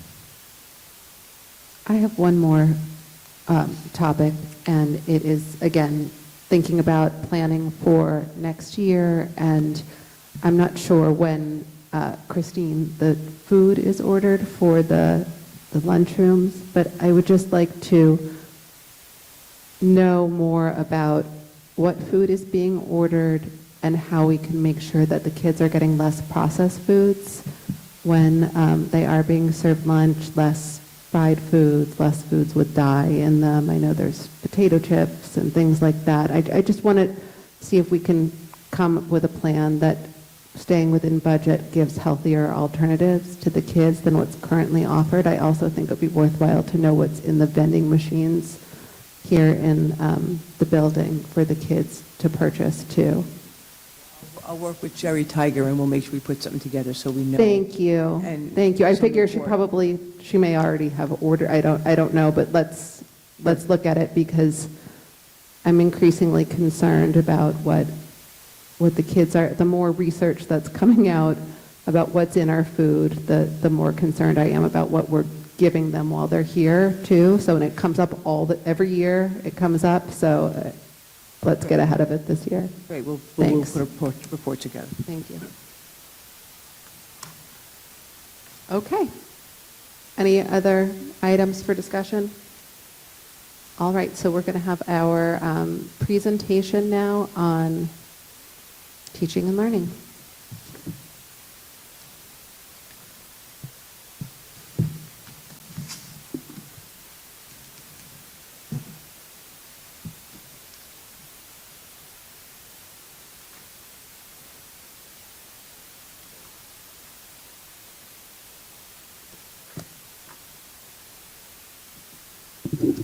Thank you, everybody. I'll make this quick.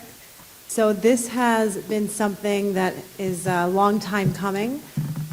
We are going to be rolling out a new elementary report card, beginning with grades K and 1. I'm going to walk you through for the reasons why we're doing that. But first, I would like to thank our committee. So I have the names up here. We did have representation from our admin team. We had a teacher on the committee, and we had parents on the committee as well. We wanted to make sure that we were hearing from all of our stakeholder groups, because everyone sees the report card from a different perspective.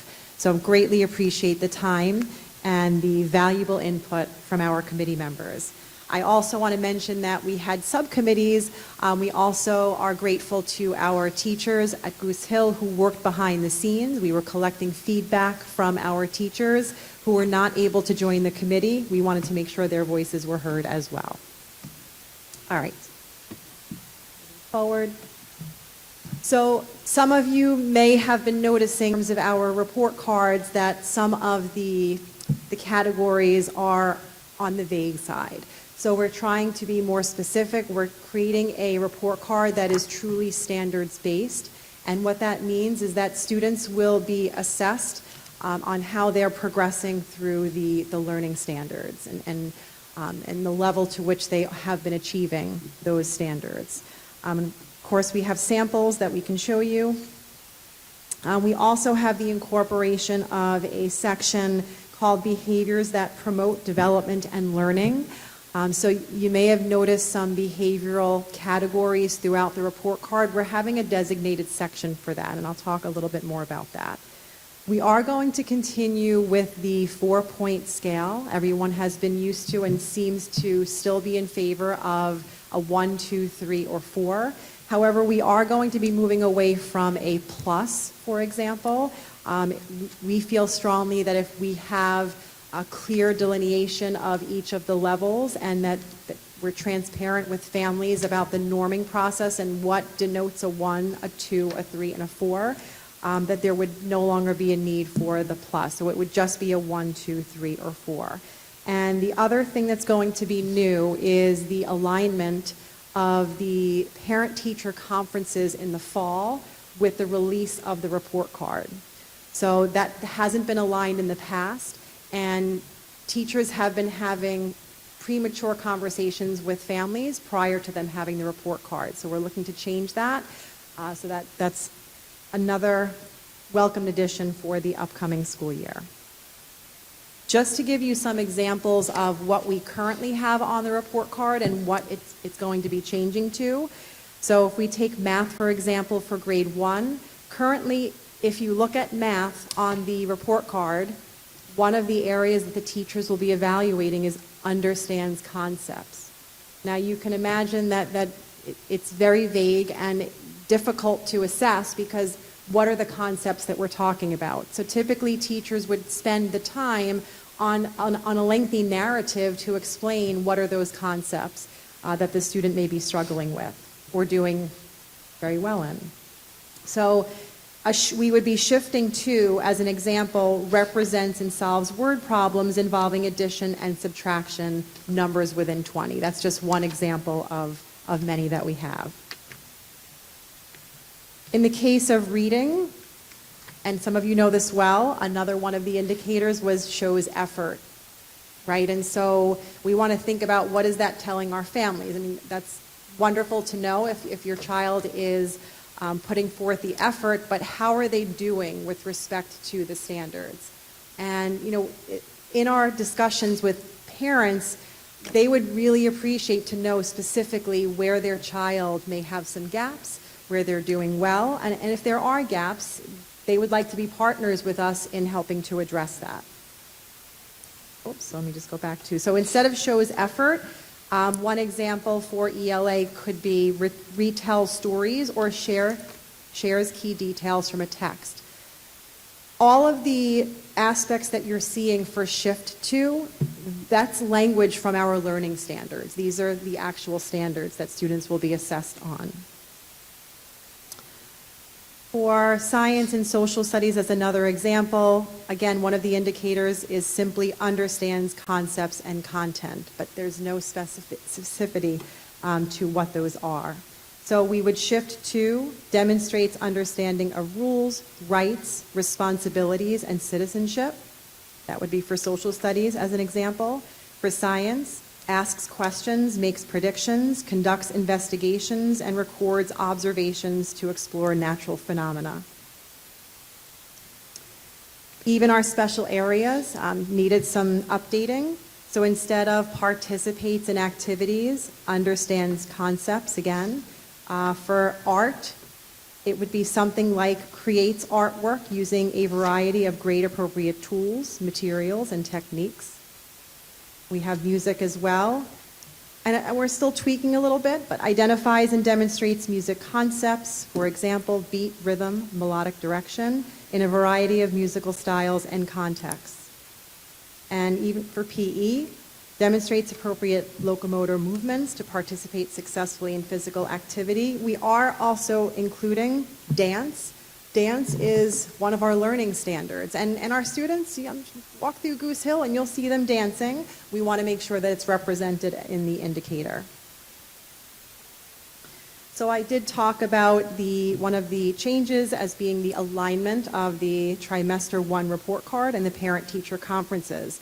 That's not an easy shift, so I just want to make everyone aware that will shift the number of days in our trimester in order for that to happen.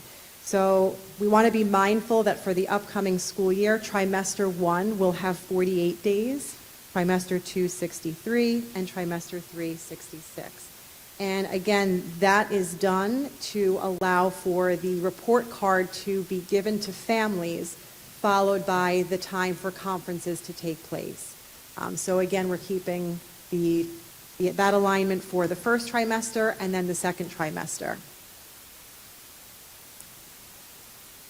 In terms of what do they look like, so I have a QR code. If you didn't get to check them out yet, you can take out your phones. We have a QR code for you to check them out, or you can click on the images that are there. We have the samples that are linked, but just to give you a quick peek. Very clean looking. You can see the levels that we talked about, the 1, 2, 3, or 4. Not only will parents get to see a description falling within each of those readings, but the teachers will be working on what's called norms over the summer. And, we need to think about, okay, well, we know what it means to be approaching a standard or meeting a standard, et cetera, but what, in terms of the standard, how far do they have to get within that standard to get to a 1, a 2, a 3, or a 4? So all of those norms are going to be written by the teachers over the summer, and that also strengthens our alignment in grading by our teachers, right? So if we have those norms established, it's very clear in terms of what will constitute a 1, 2, 3, or 4. We will also ensure that parents are in receipt of those norms. So if their child is, for example, receiving a level 2, not only will they have this description, but they'll have an understanding of what aspect of the standard they may have been falling short or that they were doing really well. So I just wanted to make that clear to you as well. You can check out those samples. And again, we're pretty close, but we could be tweaking some language before they're officially final, but you have the main idea. This is just really a timeline just to know where we headed from here. We thought it would be overwhelming on the system to do a whole K through 5 overhaul. It's a lot of adjusting in terms of our assessments. Think about our benchmark assessments need to be aligned to the report cards. So you may see, for example, where a trimester 1 is grayed out because we're not getting to that learning standard yet. So this is a lot of work. Just with our admin team, our teachers, we're so grateful for the time that they've put into this. So this summer, as I said, the teachers will be working on the norms, and then in the 25-26 school year will be our first year for K and 1 with the new report card. And again, as with anything new, we'll have to check on how it's going by the end of next year to see if any modifications need to happen. While that's happening, grades 2 through 5 will be working on their report cards. So they're going to have the whole next year to work on, to give feedback and work on their report cards in terms of what standards will be on those reporting systems. Ongoing check-ins. So we established an elementary report card committee. That committee will still be in place for 25-26, and that committee will be holding meetings to have check-ins with the 2 through 5 teachers. And then the plan is for the following school year in 26-27 for all elementary K through 5 to be aligned with the new report card system, the standards-based report card system. The reason grade 6 is not mentioned, grade 6 is aligned to, I'm sure most of you know this, to the junior, senior high school report card. That could be something that is explored in the future if we think changes need to be made there, but that is the plan for our report cards. Are there any questions? I just wanted to make a comment. I think this is great. As a parent, when you go over the report card, especially with an elementary school student, and they're like, why did I get a 2 or why did I get a 3? You can talk to them about it, right? You can have a conversation with them. It's very helpful, I think. Absolutely. Great, thank you. And I know we have a few parents here who are on the committee. And again, just coming back to the committee, big thank you to the committee. This was a big lift. And to our lead teacher, who's not here right now, but Michelle Kukolo, I just want to give Michelle Kukolo a shout out because she was the lead teacher in helping to get this off the ground. And the alignment in grading with the rubric, that's really helpful too, I would think, for the teachers and for parents to understand that exists. It's great. Thank you. Jen, thank you much. And for everybody, this is really such an important move forward for allowing our parents and everyone to understand where our students could use assistance to help do better. And like I said, it really clarifies what our students are learning in school. Thank you, Jen, and everyone on the committee. No, thank you. So I just wanted to ask, first of all, thank you for your leadership into the committee. This is excellent work and definitely an upgrade. I forget, do the elementary also do progress reports, or that's more secondary? Okay. No. I can't even think back that far. And then in terms of how this enhanced reporting, compared to how other districts, do we have an understanding? Is this on par? Is this better, do you think, or are we catching up? I think that they may be looking to, I mean, we even use some AI to help us. I mean, we wanted to make sure that we had as many standards in there that were touching upon all of the standards. We can't possibly include, for example, all of the standards in the report card. We'd be there all day. So we really tried to tweak the language. We used artificial intelligence to help us out where what could the wording be that ensures that we're touching on multiple standards in one of those indicators. To your point about the other schools, that's really how we started. Our first committee meeting is they all have thick red folders filled with samples from other school districts. So we had probably at least 20 different schools that we were looking at. So it's not that I wouldn't say we reinvented the wheel. We had a lot of inspiration from what we saw out there. However, we felt that we were elevating it by just simplifying and, again, working on the language to touch on multiple standards within each indicator. So, yes, we did. We looked at many different report cards. We wanted to also ensure that the academic piece was separate from the behavioral piece. And, we think about a student showing effort or, their lack of attention. Those things are important to know as well. Those are going to be graded by letters if you were able to look at the samples. So that was another thing that we looked at other schools, keeping those areas separate. We felt we were in agreement with those schools to do that. And I don't know if I saw, there's a section on the bottom, they can still write commentary if they want. So I have to reformat, but it won't be as lengthy there'll be no need for a lengthy set of paragraphs because it's going to be so clear based on the standards.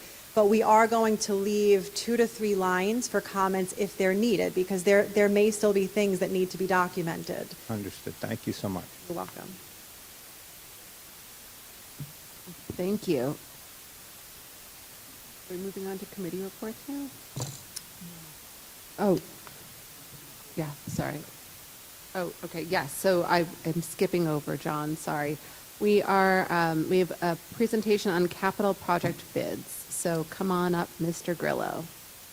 I just want to, later on, we'll be voting to do some capital work, and that's why we have John here to answer the questions. This is for finishing the West Side kitchen, air conditioning across the district, and boiler work at West Side and Lloyd Harbor School.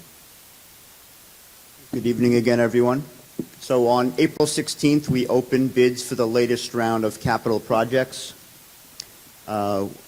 This round of bids included 4 separate projects. The first, as Joe had mentioned, was the completion of the West Side kitchen. This would be the installation and replacement of all of the kitchen equipment. It is some boiler room enhancements at West Side and Lloyd Harbor. We're continuing to improve mechanical fresh air ventilation with the last of the rooms throughout the district lacking in such ventilation. And then as well as part of the 24-25 capital reserve, it will be air conditioning all of the remaining classrooms and offices throughout the district. We're using 3 funding sources. There's funds coming from the 2019 bond, additional funds that were left over from 18-19 transfer to capital, and then, as I mentioned, the 24-25 capital reserve. So the first project is finishing all of the work at West Side Kitchen. Last summer we did all of the architectural and related work, construction of the new walls to create the provisions for the walk-in refrigerator freezer. And this is all of the equipment that is either being installed new or replaced. The big component here is putting in a new walk-in refrigerator freezers for long-term cold storage.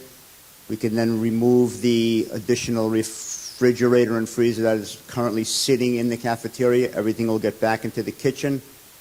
And just something of note, I think the district got visited by Nassau County Health Department yesterday or today, and we're written up for missing a hand sink. As you can see, it's on there as part of this summer's work as well. There's still roughly $7 million left in the 2019 bond, and the cost for all this work between GC, plumbing, and electrical came in at $519,000. Second project, these are boiler room components. They're not the boiler and the burner per se, but they are equipment that is vital to the steam systems in each building. We're doing 2 vacuum condensate tanks. That's the photo on the left and the center. They are in place to prevent live hot water from dumping back into the boilers. And then a boiler water feed tank, so anytime the boiler needs additional water, this automatic boiler water feed tank will give proper water to the boiler system there. And then projects 3 and 4, I coupled them together. This is all part of the 24-25. Right now, we pulled out funds for the traffic light. There's about $1.6 million left in that budget, and the bids came in at 1.2. The first column is the additional air conditioners that'll be installed throughout the district, so we're installing additional 91 air conditioners this summer. There are 10 spaces that we need to improve on mechanical or fresh air ventilation, and then some additional electrical panels, and one of the electrical panels at the high school is also have provisions to address the new video display board that's going to be installed as well. And again, this came in at $1.2 million. And those are the 4 projects, and I think I had saw on the website that the recommendation letter was there, and the board had a chance to look at the recommendation letter that we have presented. If there are any other questions regarding the bids at all? I do want to add before you go, the 91 air conditioners are not included in the cost. We have to purchase them on our own. We didn't go out to bid on that because we knew whoever bid would add their own personal markup on it. So we figured we'd be getting a better price, about $700 to $800 each for the actual units to be installed. Yes, and then the creation of the opening and all of the window panels and the reinforcing of the panels is all part of the contract. It's all built into that. And they'll be installing the air conditioners. It's just the district will get a much better price buying them directly. So, did we get to see the bids, or I'm sorry if they were given to us, I didn't see them. Do we get to look at the bids? The big tabulation sheets? Well, if you go back to any project, say there's one for $500 and something thousand, that's where the bids came in, right? Correct. That was the lowest, I guess, bid of the 4 trades added together? Correct. It was the lowest. So we received 2 bids from general construction, 4 plumbing bids, 3 mechanical bids, and 2 electrical bids. And if we went across the GC, the lower the bid, he gave it, and I called him and double checked on this, he gave a $180,000 discount if he was awarded all work locations, all schools. So that worked into our benefit. And then the plumbing was very small. The only plumbing work we had in the whole district was the kitchen equipment work at Westside, and then mechanical and electrical was the unventilated spaces, as well as the boiler room upgrades for the mechanical equipment. Again, we had 3 bids on that, and then we had 2 electrical bids, and that was the majority of that was for the outlets for all of the air conditioners and the new electrical panels. But is it normal we never see the bids, or we just see the final price, the lowest bids added together? When you say bid, you mean the plans and specs before they go out to bid, or? No, I want to know, say, on one trade, if one came in at 10, one came in at 20, one came at 50, one came in at 70, because we've seen on some of these contracts such a wide disbursement of bids. You have to consider some of these bids not even serious. So we want to see how many actual, because I guess we're trying to prevent $1,100 lights and what, because there's prevailing wages, we understand that Correct. has to be paid. And then there's profit baked in some of these bids, which is astronomical, we've learned. And that's, at least as long as I'm here, I'm going to make sure we're not getting ripped off and paying $1,100 for a $150 light. So I want to know if in those numbers, I mean, I'm uncomfortable just saying, I don't know what's in those, and I don't know if there's crazy profit baked in or not. How do we know what we're voting on? So the bid tabulations are when we open up bids at the time of the bid tabulations are taken, and they're with the administration, and then our recommendation letter is based on the bids that we received. So we're trusting who to make sure we're not getting ripped off? Who is watching out for our taxpayers? So when we receive public bids, we do not have the ability to go back and forth to the contractors to negotiate scope. That's just not something that's permitted in the public sector. On the private sector, you could meet with 3 or 4 or 5 contractors and say, hey, can you do this? Can you change this? What if you do this? You don't even have to pick the low bidder. We're locked into the bids that we receive. If we're not comfortable with those bids, we could reject and go out to rebid, and maybe in the fall, maybe we get different numbers or better numbers for the summer of 26 installations. Right, but when you write up the bid, you're saying we need this kind of toilet, this kind of light, this kind of sink. You generally know what they cost. So you can generally tell what that number should come in at with prevailing wages, customary hours, et cetera. I'm just wondering, do these numbers look good? Meaning, if we go back and start to scrutinize these bids, are we going to say, oh my goodness, we're paying, 5 to 10 times the price of materials again? I'm sure, like we've always done in the past with all of our districts, if a local contractor comes and looks at plans and specs compared to what they're required to pay and what they're required to put on their bids with the bonds and insurance, you're going to see that if you shop this around on your own as a private owner in a strip mall or something like a clothing store, you'll get better prices than on the public prevailing wage sector. So you're telling us every school just gets taken to the cleaners on lights, bath sinks, toilets. That's just the way it goes. You pay 5-10x the markup. Is that how it goes, or is that a Cold Spring Harbor thing? No, I mean, again, public bids are much more expensive than the private sector. But they always say that's because of prevailing wage. Prevailing wage, the insurance requirements, the bonding requirements that are out there. There are provisions in the plans and specs that protects the district. So if the contractor goes belly up, the bonding company steps in and pays for the labor and the material to complete it. So have you looked at these bids and seen any significant markup in the materials that you sourced in the bids? I mean, we've seen a markup in equipment and materials since COVID. I mean, right out of COVID, we were seeing prices come up through the roof. We haven't seen them come down. I mean, we're still seeing 10 to 12% a year in construction cost escalation on the public side.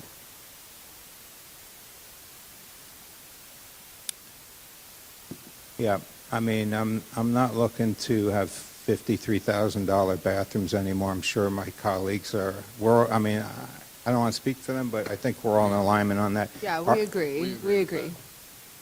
So how do we know these are good numbers? Put yourself in our shoes. We are accepting bids based on plans and specs of what's specified, as well as what the insurance NYSER is requiring and what is your school attorney is requiring in terms of bonds and general conditions. If you bid this in September for summer of 26, you might get a better number maybe from 1 or 2 contractors looking to get work for the following summer, but then you're going to pay on the back end for another year's worth of escalation. Okay, look, it's late, so all I'll say is this. Last time you said sometimes you look at bids, you say, oh, they're too high, and you send it back out. With these, did you do that, or you think these are good numbers? So when we go and scrutinize the cost of these things, and I assume we're still not getting tear sheets or anything else, right? Because we're not entitled to it. That's the way it goes. So we have to play detective to figure out what these appliances actually No, cost. that's not true. You'll get the construction manager is going to get schedule of values and breakdowns after they're awarded the bid. We don't bid it as a line by line like a menu, because if you start to bid it as a line by line, if we bid, for example, if we bid the kitchen equipment and we asked for a different number for every piece of kitchen equipment that was being asked for, the numbers would be even higher because contractors wouldn't know, am I going to be awarded 2 pieces of equipment, 10 pieces of equipment, the whole project? So they have to make provisions. They have to have bonds, whether it's a $10,000 project or a $500,000 project. Same thing with the insurances. Okay, and then the allowances are going to be approved if taken by us, right? And Correct. then these bids were not sent back, so you're saying that you're okay with the pricing of these bids. You think they're not so high that they needed to go back and be rebid? Unfortunately, they are not so high. I mean, they are in line with what we've been seeing lately. I mean, I opened bids last week in another school district for a maintenance building, and it came in at $700 a square foot, and it was a shell. It was a Morton building shell with a concrete slab, lights, and a little bit of heat, nothing else. No bathrooms, no other utilities. It was $700 a square foot. Okay, and we can get a spreadsheet of the different bids? Yeah, and Christine we can has all of that, absolutely. We can get all the items that are being purchased, so we can go. I personally want to see the markup on this stuff that you're saying is customary, because, we're trying to spend our money responsibly. Yeah, I'm a little surprised that the bids themselves don't actually break out what the costs are within the bid. I mean, without saying that you'd pick things like a menu item from this bid and that bid, you can't see an itemized cost of what they're actually saying the whole project would cost? So each work again, the spreadsheet that we have that the administration has a copy of has a breakdown by work location at each building. Yeah, what that cost but is. like when you talked about the kitchen, for example, so like I redid the kitchen at my house, Mhm. right? And I got a price for the cabinet. I got a price for each appliance. And I mean, that's a couple of different vendors, I guess, but if the contractor was doing all of it, I would have been able just to see, does this seem reasonable to me? You're saying no, that they won't even show you that. They just say it's $100,000 and I don't want you to know what I'm charging for the stove because you might want to get a stove from somebody else. We've never trying to seen. understand. So you're asking on a public bid for Yes. the contractors to not only list the itemized pieces of equipment, but what they're No. charging for overhead and profit? What they're charging us for each, I mean, like Mark's point with the light fixture, I don't understand why it's not our right to know what we're spending our taxpayers' money on to build. I mean, you're acting like I'm asking for them to, bring in belly dancers on elephants. No, I'm not asking at for all. just the price of items that we're purchasing. I'm just trying to get a handle on what is being asked. I would have to work with your attorney to put together an entirely different bid.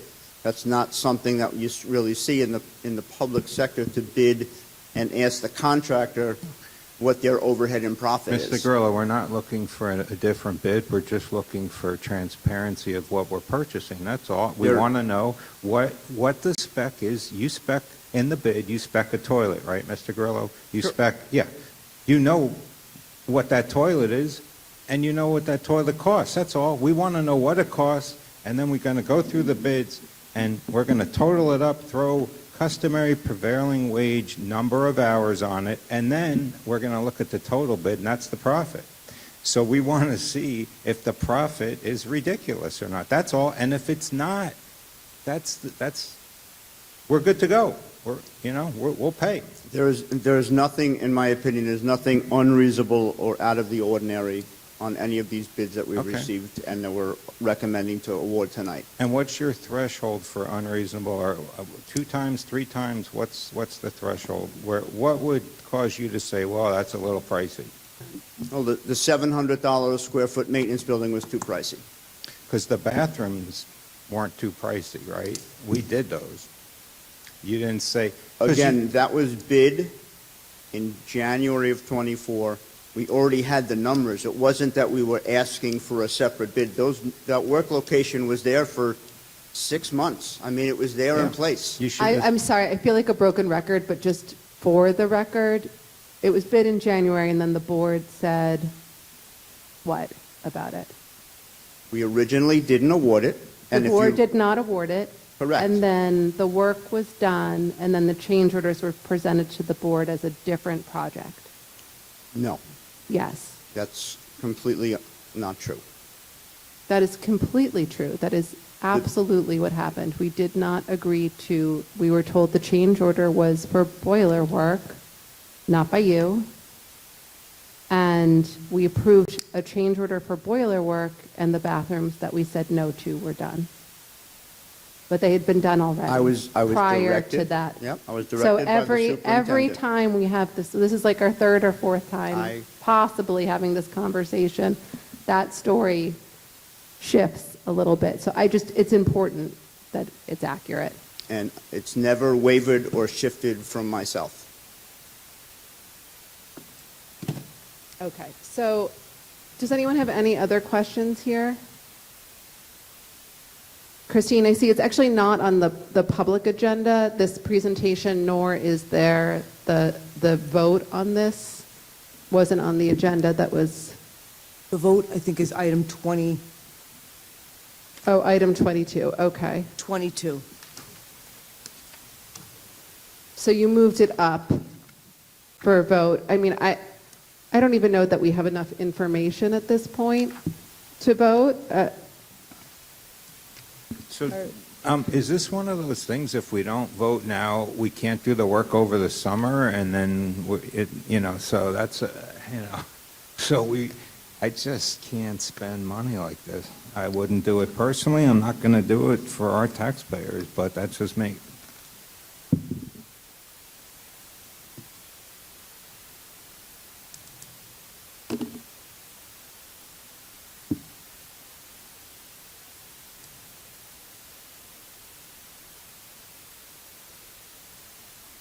So,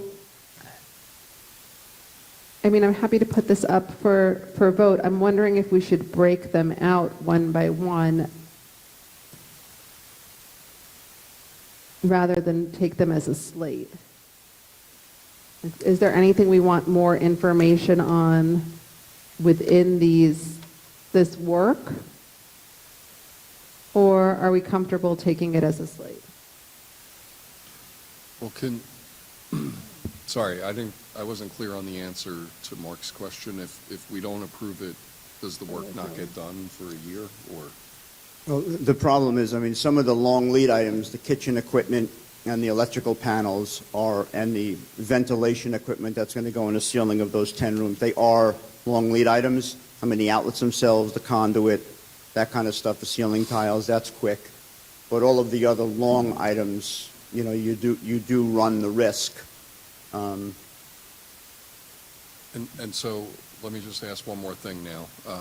So, you're saying the bid process is, there's a project, you've drawn up specifications, submitted them as part of the bid request, and each contractor is going to say, look, I can get that done for X. It's a single number, it's not detailed.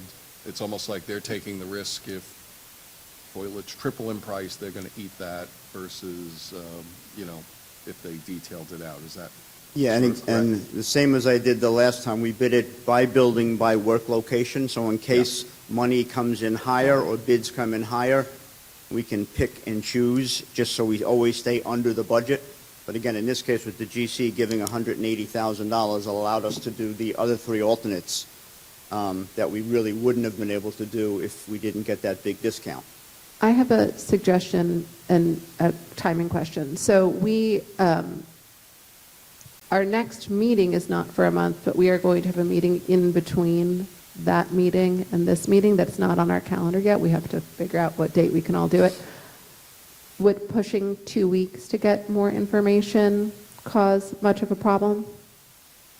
I mean, I would have to get back to you. I would say yes, at least on the kitchen equipment. You know, we did the walk-in and the serving line. Some of the stoves, the reach-in refrigerators maybe, but I can't answer because I don't, that's the supplier. I'd have to ask the manufacturer what the lead time is on That's the West Side Kitchen. some of that stuff. So that's the West Side Kitchen. So if we broke out the West Side Kitchen and voted on that this evening, and then got more information on everything else as soon as possible, and then we could vote on that in 2 weeks, would that make sense? Well, I think if you decide to go forward with some of the work locations and the bids and not the others, the contractors are not going to give you that full discount Okay. if they're only getting part of it. So that's why if you look, when you look, one of the bidders came in with a lower number at West Side. but They if don't you- want this big job? No. No. Question, can we get, in fact, just to us, the profit? So when, we know the materials, we know prevailing wages are estimated. Can we also just get communicated the profit baked in for the job? Is that something we can see? Because if I had that information, we'd be done. I'd be done, because I say, okay, that's, people have to make a living. People but I really can't pay. Or I'm not saying I can't. I'm speaking for myself, not my colleagues. I don't want to pay $1,100 anymore for a bathroom light that's $150. I can ask the contractors if they would be willing to let you know what their overhead and profit is. I don't know if they're going to answer that. That I can ask some of them if they're willing to do that. But, again, I can't guarantee. Other districts don't. How do they make the decision? Like when you just say this is what it costs, they're like, they raise their hand and off you go. I mean, is that how it goes? Am I being unreasonable with these questions? No, they're all excellent questions. Thank you. I feel the same way a lot of times with some of these numbers on All right. how expensive things are. I Yeah. mean, $1,200 a square foot for new construction and $500 and $600 a square foot for reconstruction and renovation. I mean, right before COVID, construction cost for new was $600. It's doubled in 5 years. Yeah, we were paying, what, $1,800 a square foot for really basic stuff. I mean, basic tile, basic fixtures. Yeah, it's ridiculous. So we just Okay. want to, we're not looking back, we're looking forward. What happened, but we have to get our arms around the cost of what we're spending money on. So just because we're zeroing in here on, a ridiculously late meeting, let's go down the line here and see, I'm going to just do like a little, are you comfortable voting tonight? I can take a little temperature check, is that correct? Am I allowed to do that? Temperature check of the board? Or no? I know, I think you'd have to do a formal vote. Do a formal vote. Okay, so should I do a formal vote of if we want to vote on this tonight, or just vote? I mean, I guess you could, if someone wants to make a motion To- to table this. Okay. You could vote on whether you should table it or Okay. Okay. not. As per your suggestion of doing, putting this over for 2 weeks, someone could make. Yes. Does anyone want to make a motion to table this for 2 weeks? Yes. Oh, okay. So yes, we've got Lisa Smith and a second. Bill. And Bill Woolman. So, all in favor? Yeah, I think. That's everyone. So we're going to table it for the next meeting, and we'll let you know what that date is. We're going to get our calendars together and pick a date within 2 weeks. Okay. Thank I you. just want to make sure, John, we'll be asking for instance, the kitchen equipment, what each item will cost. We'll be able to get that. I think that's what we're ultimately looking for. Or at least to see the bids. Just see the bids, any itemization. You certainly know the cost of things. You know, they're estimating how many hours they're going to need to Bid do awards, 22. the job, and the rest is just- profit. and Sorry, just overhead. so the record reflects it, that was on item number 22, bid awards. We didn't state that. Okay, thank you. And yeah, I think we just need as much information as you're able I'll try to get whatever I can. to provide. Thank you very much. Thanks a Okay. lot. Thank you, John. Okay. Moving right along. Okay, so now we're on to committee reports. So we've got policy, health and safety, and tech. Okay, so policy. Great. We just met, I think it was Friday. Oh, you're going to throw me a curveball? No, I don't think we met twice. Oh, yeah. Oh, I was only at one. All right. So I'll do Friday, and then you could fill in whatever I missed. So we're thinking about two policies right now. One is on for a first read tonight. That's a policy around extreme heat. It's required by New York State. It largely encompasses procedures when classrooms get hot that we have to follow and take corrective action. And if the heat continues uncured, then we would have to find different spaces. So that's on for first read tonight. It's largely stuff we do already, so there's nothing risky or controversial in it. Personal view. And then second, we spent time, and we'll probably talk a lot more about this in the June meeting, but there is a requirement to have an ex officio student board member selected out of a senior in the district, and the policy committee is going to come with ideas for the rest of you to fill in the blanks about how we go about selecting and choosing the student. There's various ways. We're looking at other school districts, how they do it, and so more to come on that. Thank you.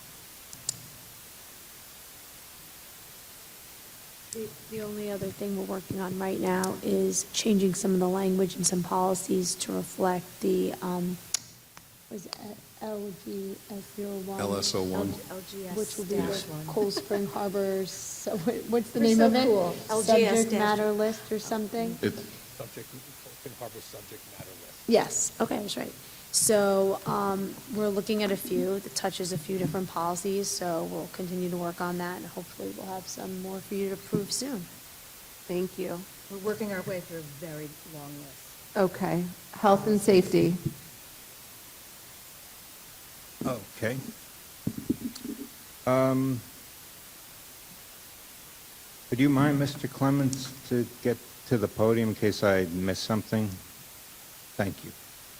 So the Homeland Security assessments, were they all conducted or they started? Actually, yeah, Mr. Smith too, that'd be great. I just want to, were they finished, all the Homeland Security assessments, or they're underway? Lloyd Harbor's done. We talked about it at the committee. West Side, Officer Costanzo is still finalizing it, so we haven't gotten that. But the surveys are done. I'm just waiting for West Side's report. Okay, and there's no more to do this year? No, sir. Okay. We did the other two schools last year, and we'll try to rotate them around every 2 years.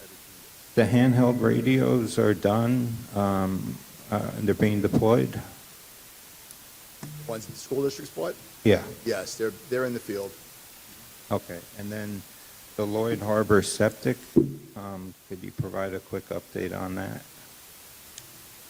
So we have some pools in part of the septic system that's below grade, and the feeling from the investigation that was done by the company that does our cesspool maintenance was that we need to unearth some of those, bring them up to grade so we can do proper maintenance on them, suck out all the solid material, remove it so we can increase the capacity and the efficiency of the system. And that's getting done shortly, or? Well, forget? I have one proposal for that currently. So I'm looking at possibly just getting another proposal so we can at least make sure that we shopped around and didn't just take the first person that offered us a quote and estimate. And they'll put an end to the septic issues there, or is that a Band-Aid? No, according to the first person that looked at this, they think that it can help alleviate that, also save us money that we're doing more frequent maintenance. And then the security cameras at the high school, they're going in next, couple months? The security cameras for the new edition? Yeah, new edition, yep. Yes, they were installed, and we are just waiting for another piece of equipment to be received, and then they can install that and then integrate the cameras into the system, and we should be online shortly. And we saw the modified fencing was done, so thank you. We got quotes on that. Yes. The Alertus system is on order still. Any update on that? I don't... Everything's been processed. I have to say BOCES dropped the ball a little bit. We approved on our end a month ago. They took their sweet time, but everything has been moving forward. We've done a lot of the back-end technical work here, but everything has been straightened out with BOCES and city BOCES when moving forward.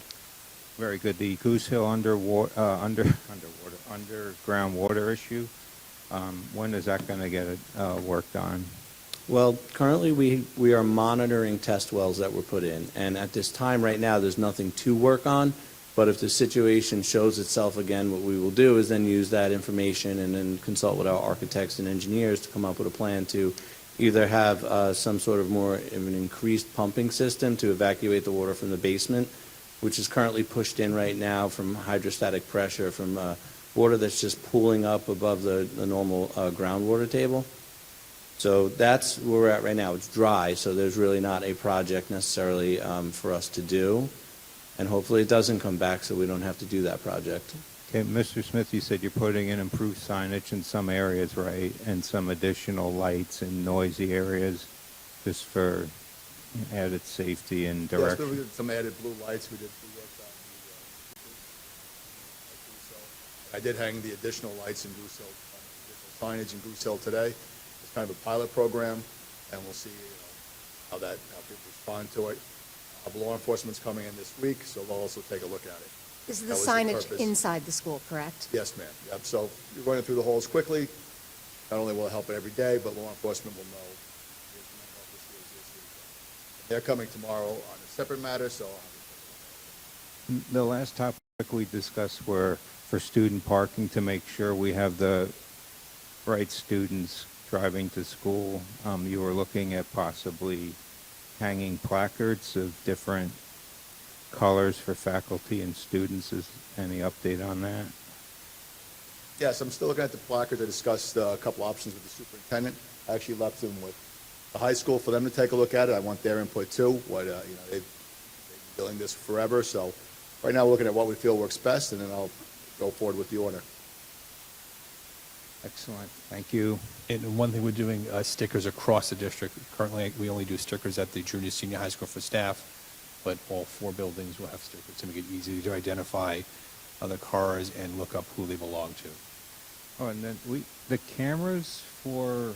Right, so I'm sorry. The car cameras, is there any update on that in terms of license plate cameras? So that's on here. We went out, we were able to receive one additional bid from a company. There aren't that many companies that deal with the licensing and the system we use. We received one more. It was more expensive than the one off the state contract. We had indicated that in here, and we'll move forward to purchasing those cameras. They'll be installed over the summer? Hopefully sooner. Okay. It probably let contract. I'm not sure if it was state or BOCES. I forget what bid it was, but it was less expensive than getting the additional. But a lot of activity on enhancing security at the school, so thank you both. Really great. Thank you. Thank you. Thank you. Technology. All right. Tech Committee, I'd like to thank Dr. Fulton for providing me with such amazing notes so I didn't have to write them myself. We met on April 10th and at the district office and virtually because we are the Tech Committee. We were presented with an update on the completed Cisco switch project, which began in the summer of 2024 and concluded in March of 2025. All schools now have updated network switches. Items included in the 2025-2026 IT budget were also discussed, including the new copy machines. This is a Konica contract via BOCES. I think the copy machine, this is the last year of the Xerox machines. West Side and Lloyd Harbor, also, we're getting new library iPads, virtual desktop clients, Chromeboxes for Promethean boards, and the new SANS server. The previous SANS server is at its end of life, but it will be used as an emergency backup at another location. Is that correct, Dr. Fulton? Did I get that right? Okay, great. The committee also received a sneak preview of the new website, which looks amazing. This is the school website, which is scheduled to be launched in May. The demonstration showcased the updated look and feel of the information being transferred, including live social media feeds from the district's Facebook page. And it is so much easier to navigate. It's going to be amazing. The AI program demonstration feedback was the last topic for review. Members who attended the live virtual demonstrations were able to share their feedback on both Magic School and Brisk Teaching. These are AI platforms. Due to the teacher and student abilities in Magic School, coupled with the issues that Brish was experiencing with their demonstration, the members present concluded that Magic School, which is purchasable through BOCES, is the better choice. The committee discussed how moving forward with AI is less about the actual purchase and more about planning and then training staff on the appropriate and ethical use of this emerging technology. And we have another meeting, I think, scheduled in June? Yes. Thank you very much, technology. So just for our new appointees who are here, I recommend that I'd like to skip ahead just briefly to item number 19, if we may, for appointments. So I'm going to, if everyone's okay with that, take a motion to take appointments number 19 as a slate. And I know we have two new appointees who are here as well. Scott, that's you in the back. I can't see. Yes. And Kelly? Oh, thank you for staying. Welcome. Thank you. This isn't how we haze new people. We don't make you stay up until 11. So sorry. Welcome to Cold Spring Harbor. We hope you don't stay up this late all the time. All right. May I have a first? Oh, that was everyone at once. Heather, second. Lisa, all in favor? Thank you. Kelly's actually coming back. She student taught here 10 years ago? 16 years Oh, ago. welcome back. Oh, that's so nice. Welcome back. Oh, we did. We voted. All you approved. could You're go approved. Go home. Go home. Go to bed.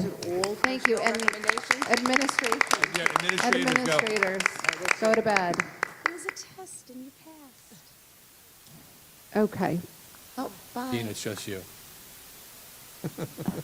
And us. I know. Are you here for audience to visitors? Do you want us to move that up too? Yes. Okay. Let's move audience to visitors up as well. We're now at our first audience to visitors. We have one visitor who's familiar with the rules, so I won't reread them. Thank you. Hi. Thank you for moving me forward. I love, good night, everybody. I love the event earlier today. Thank you for honoring all the teachers, the retirees, the new tenured. Like it's a beautiful thing that you do. All of the speeches that are given about the different teachers. That's wonderful. And I love this little booklet. I got to actually keep one. So thank you. I wanted to just let you know, for the climate survey, I know it's being hosted by a third party. Usually when I go on a website and there's something that pops up and says, oh, we're going to track you, you can accept or reject the tracking. I typically reject it. And when I went on the climate survey and it said, we're going to track you, and I said, no, thank you, it shut down. It did not allow me to take the survey. I wonder if, because I noticed when I was testing it out, if I closed my window and I went back in, it took me to where I last finished or was working on the survey, if that's what it's doing, keeping track. so you don't do it twice. They told us that it is anonymous and it doesn't know who you are. I will question them tomorrow morning about what you just said there. Okay. That's good feedback. Thank Yes. you. And then I've been coming to Board of Ed meetings for over 10 years. And this is the first time that on the board portal, there's no agenda or agenda packet. I think you probably have favorited the site, but we moved to the new portal. So if you clicked on our website and clicked for the board agenda, it's there. Okay. So I think if you had it a favorite and we went there directly, that's probably the reason why. Okay, because it refreshed in the meeting here and I didn't get it. And usually there are many printouts, and I don't know if I just didn't see it. I don't know. I wonder if everybody picked it up because we had 100 people outside and they Yeah, took yeah. them all. Could be. Because I always write my notes on there, and I was like, I can't believe there isn't a single one anywhere. But but definitely if you go to our website now and you click Try it on again. the board portal, it will take you to the new one. It's and like a new listed look there. and, yeah. Okay, I'll try that again. And then I thought in previous Board of Ed meetings, there was a vote saying that for contracts above a certain number and the number keeps going down, you would get all of the information. So I'm assuming that would also apply for the bids that came in, for the work that is to be done, that just went through, or that's being proposed to go through. Yeah, so that, If the information is with the administration, in the office, maybe it should have been shared earlier. I don't know. so I think what you're talking about, though, is what the number that we brought down actually was in audit committee. We brought it down, and that had to do with how we receive bids. Okay. And you're right, we did lower the number, but we're continually asking for more information, which seems to be very Good. impossible for people to find. But I'm yes. very glad that you are persevering you. on that. Thank you you. for standing up for your taxpayers. Thank you for the work That's that you what do. we're here for. And for the student, I don't know how other Board of Eds do it with a student member. Like, these meetings do run late. You weren't here last month. It ran even later. I don't know how the students would do it as well. Like, it's a big time commitment. Yes. Especially for Yeah, seniors. We agree, and we're bound to follow New York law, which this is New York education law, but we have to think about that as well.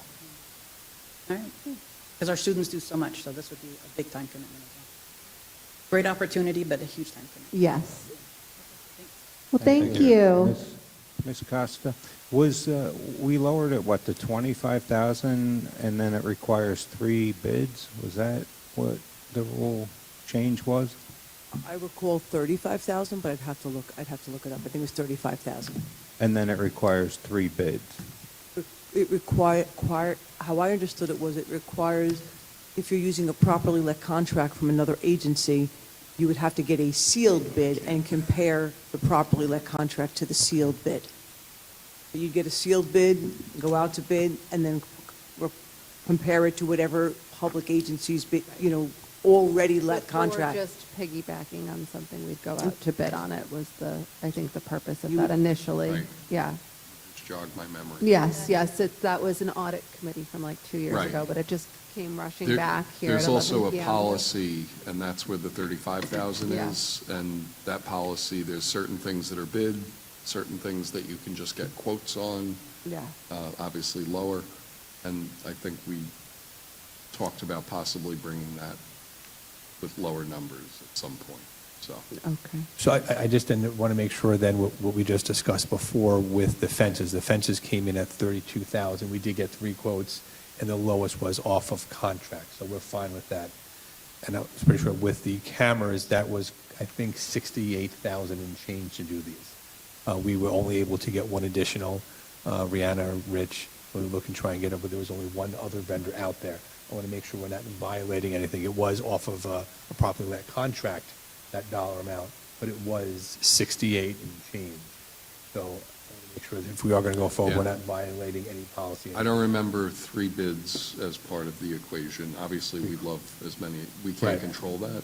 But Right. definitely, there were things I think we weren't bidding that we wanted to make sure we bid. Gotcha. So we're okay. I mean, we definitely tried. I mean, Rihanna tried, Rich tried to get other vendors. We could only get one who works with our milestone system. We get licensing. It's a very niche. very specific, right?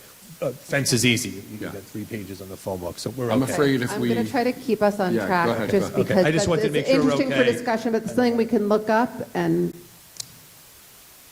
you can let us know, or we'll look up and see what it says. We need to move on to our budget hearing now, which is why Ms. Costa is over at the podium. She is poised and ready. It's our required budget hearing, the last in our series of budget presentations for the 25-26 budget season. The annual budget vote and the BOE trustee election is May 20th at the Field House from 6 a.m. to 9 p.m. Please come out and vote. We will motion to adjourn to the budget hearing. May I have a first? Mark. May I have a second? Bill. All in favor? Thank you. Oh, thanks, Bruce.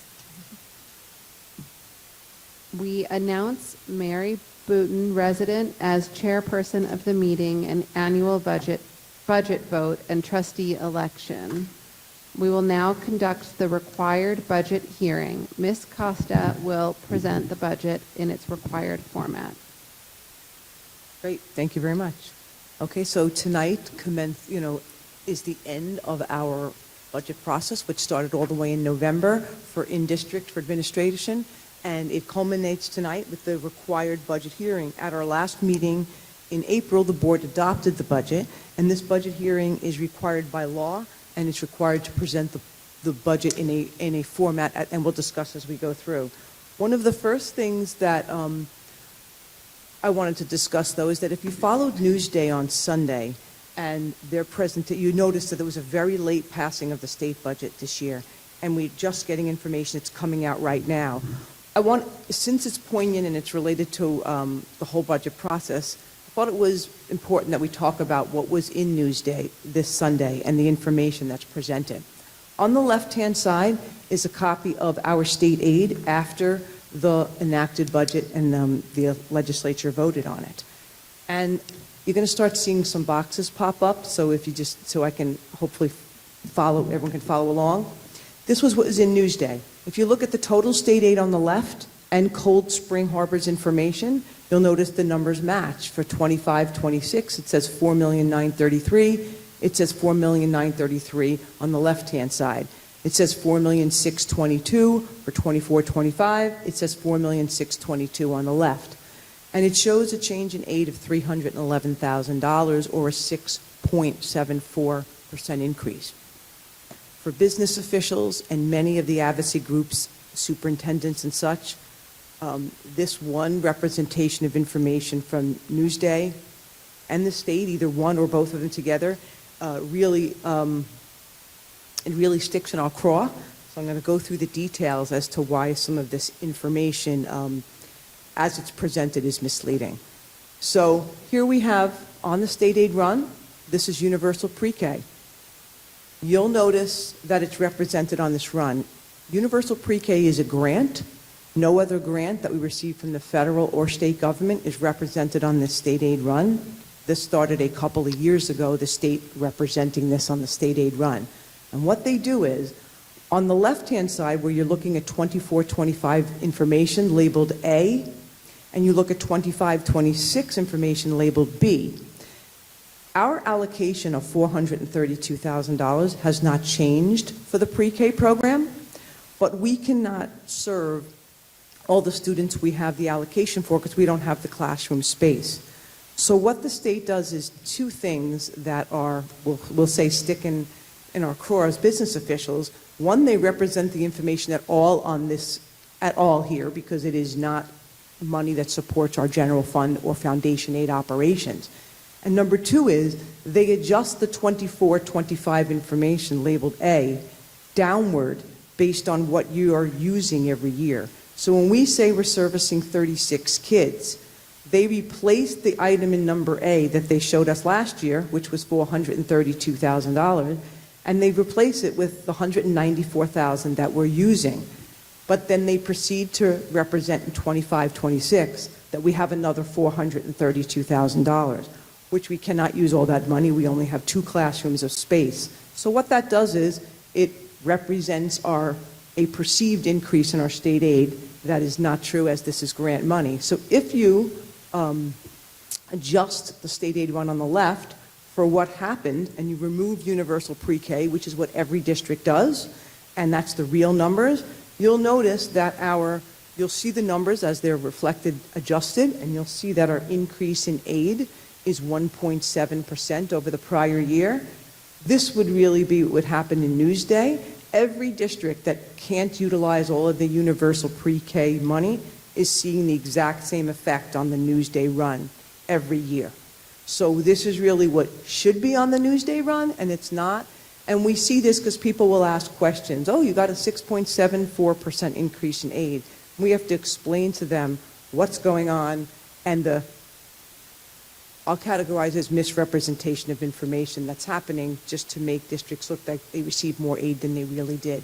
So I just wanted to bring that to light. It was just in the paper on Sunday, so people could speak to it if anyone asks any questions. So now we'll move forward with the required budget hearing information. This is our highlights of our budget.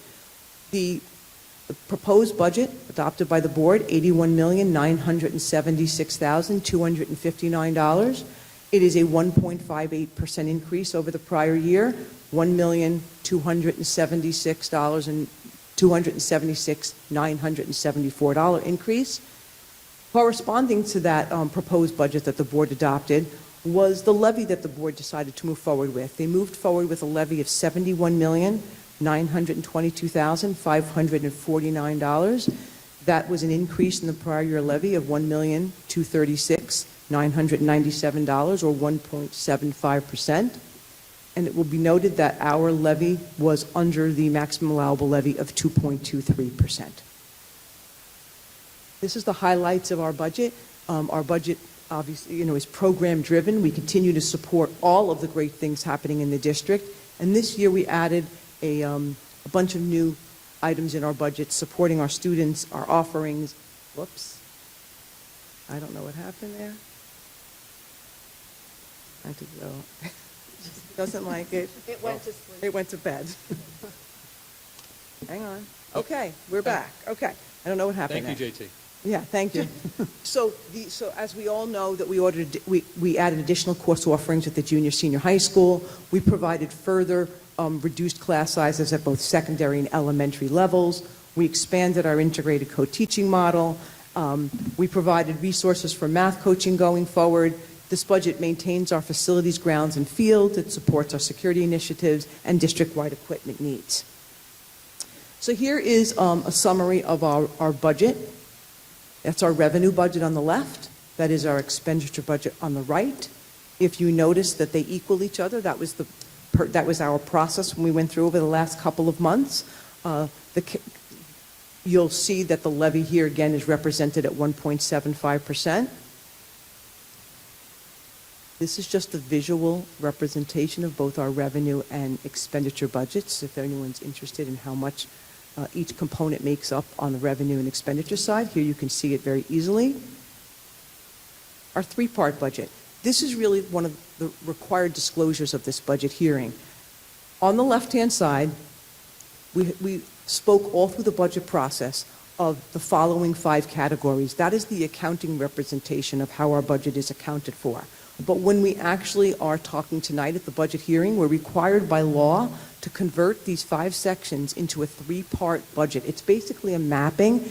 You notice that the numbers are the same. $81 million is, oh, I went too fast, sorry. $81,976,000 is our budget, and now we have to map it in this way. The reason we map it in this way, you're going to see on the following slide, is we need this to be able to calculate our contingency budget, which is what we're going to speak about. This is the visual representation of our 3-part budget and what each of those components make up. But here is why we need the 3-part budget.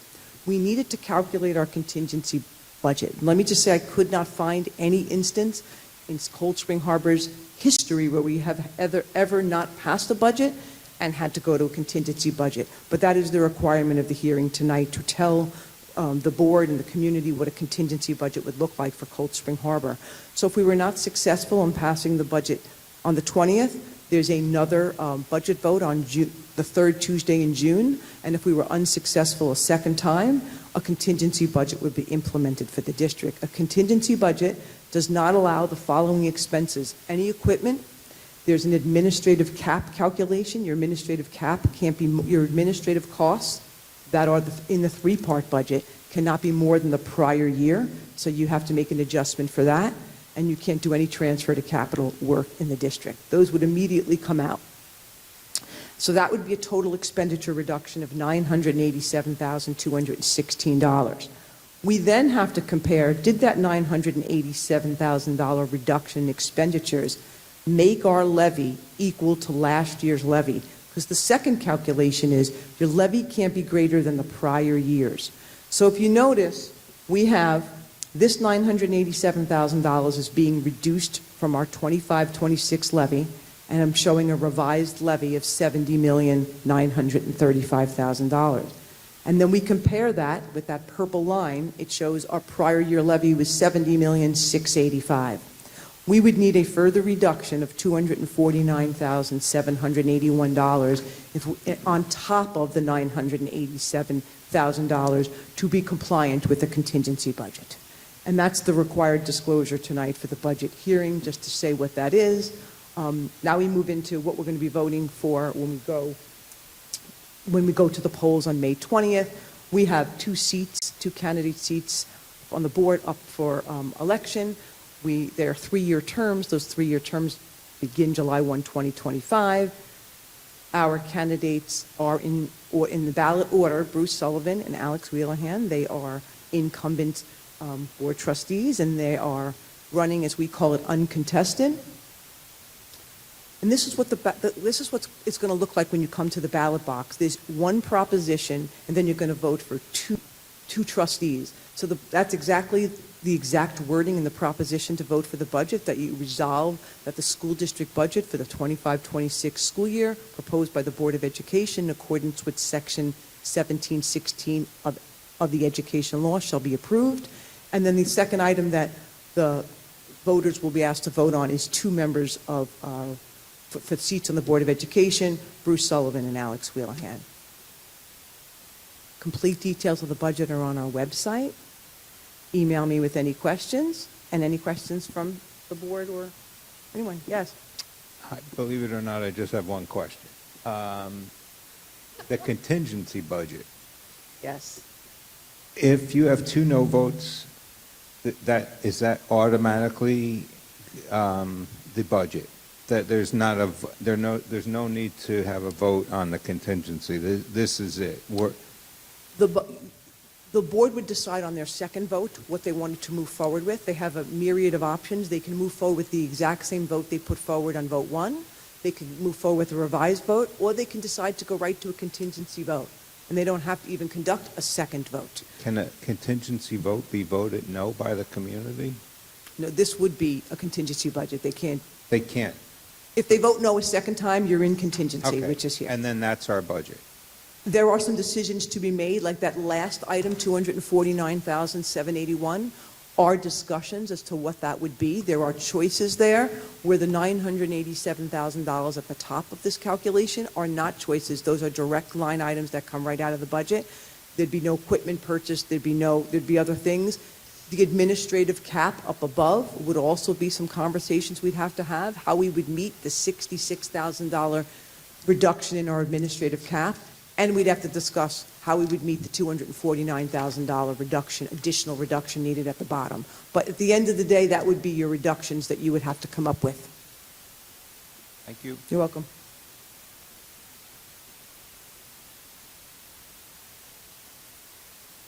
Okay, so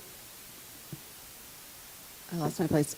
So we're going to now, is that it? We just Yeah, take you a go back into the motion public to meeting. return to regular meeting, right? Yes, okay. Lisa, thank you. Heather, all in favor? Okay. We did audience to visitors. We're going to move to approval of minutes. The April 8th meeting, I was not there. May I have a first? Heather, second. Bill, any questions? All in favor?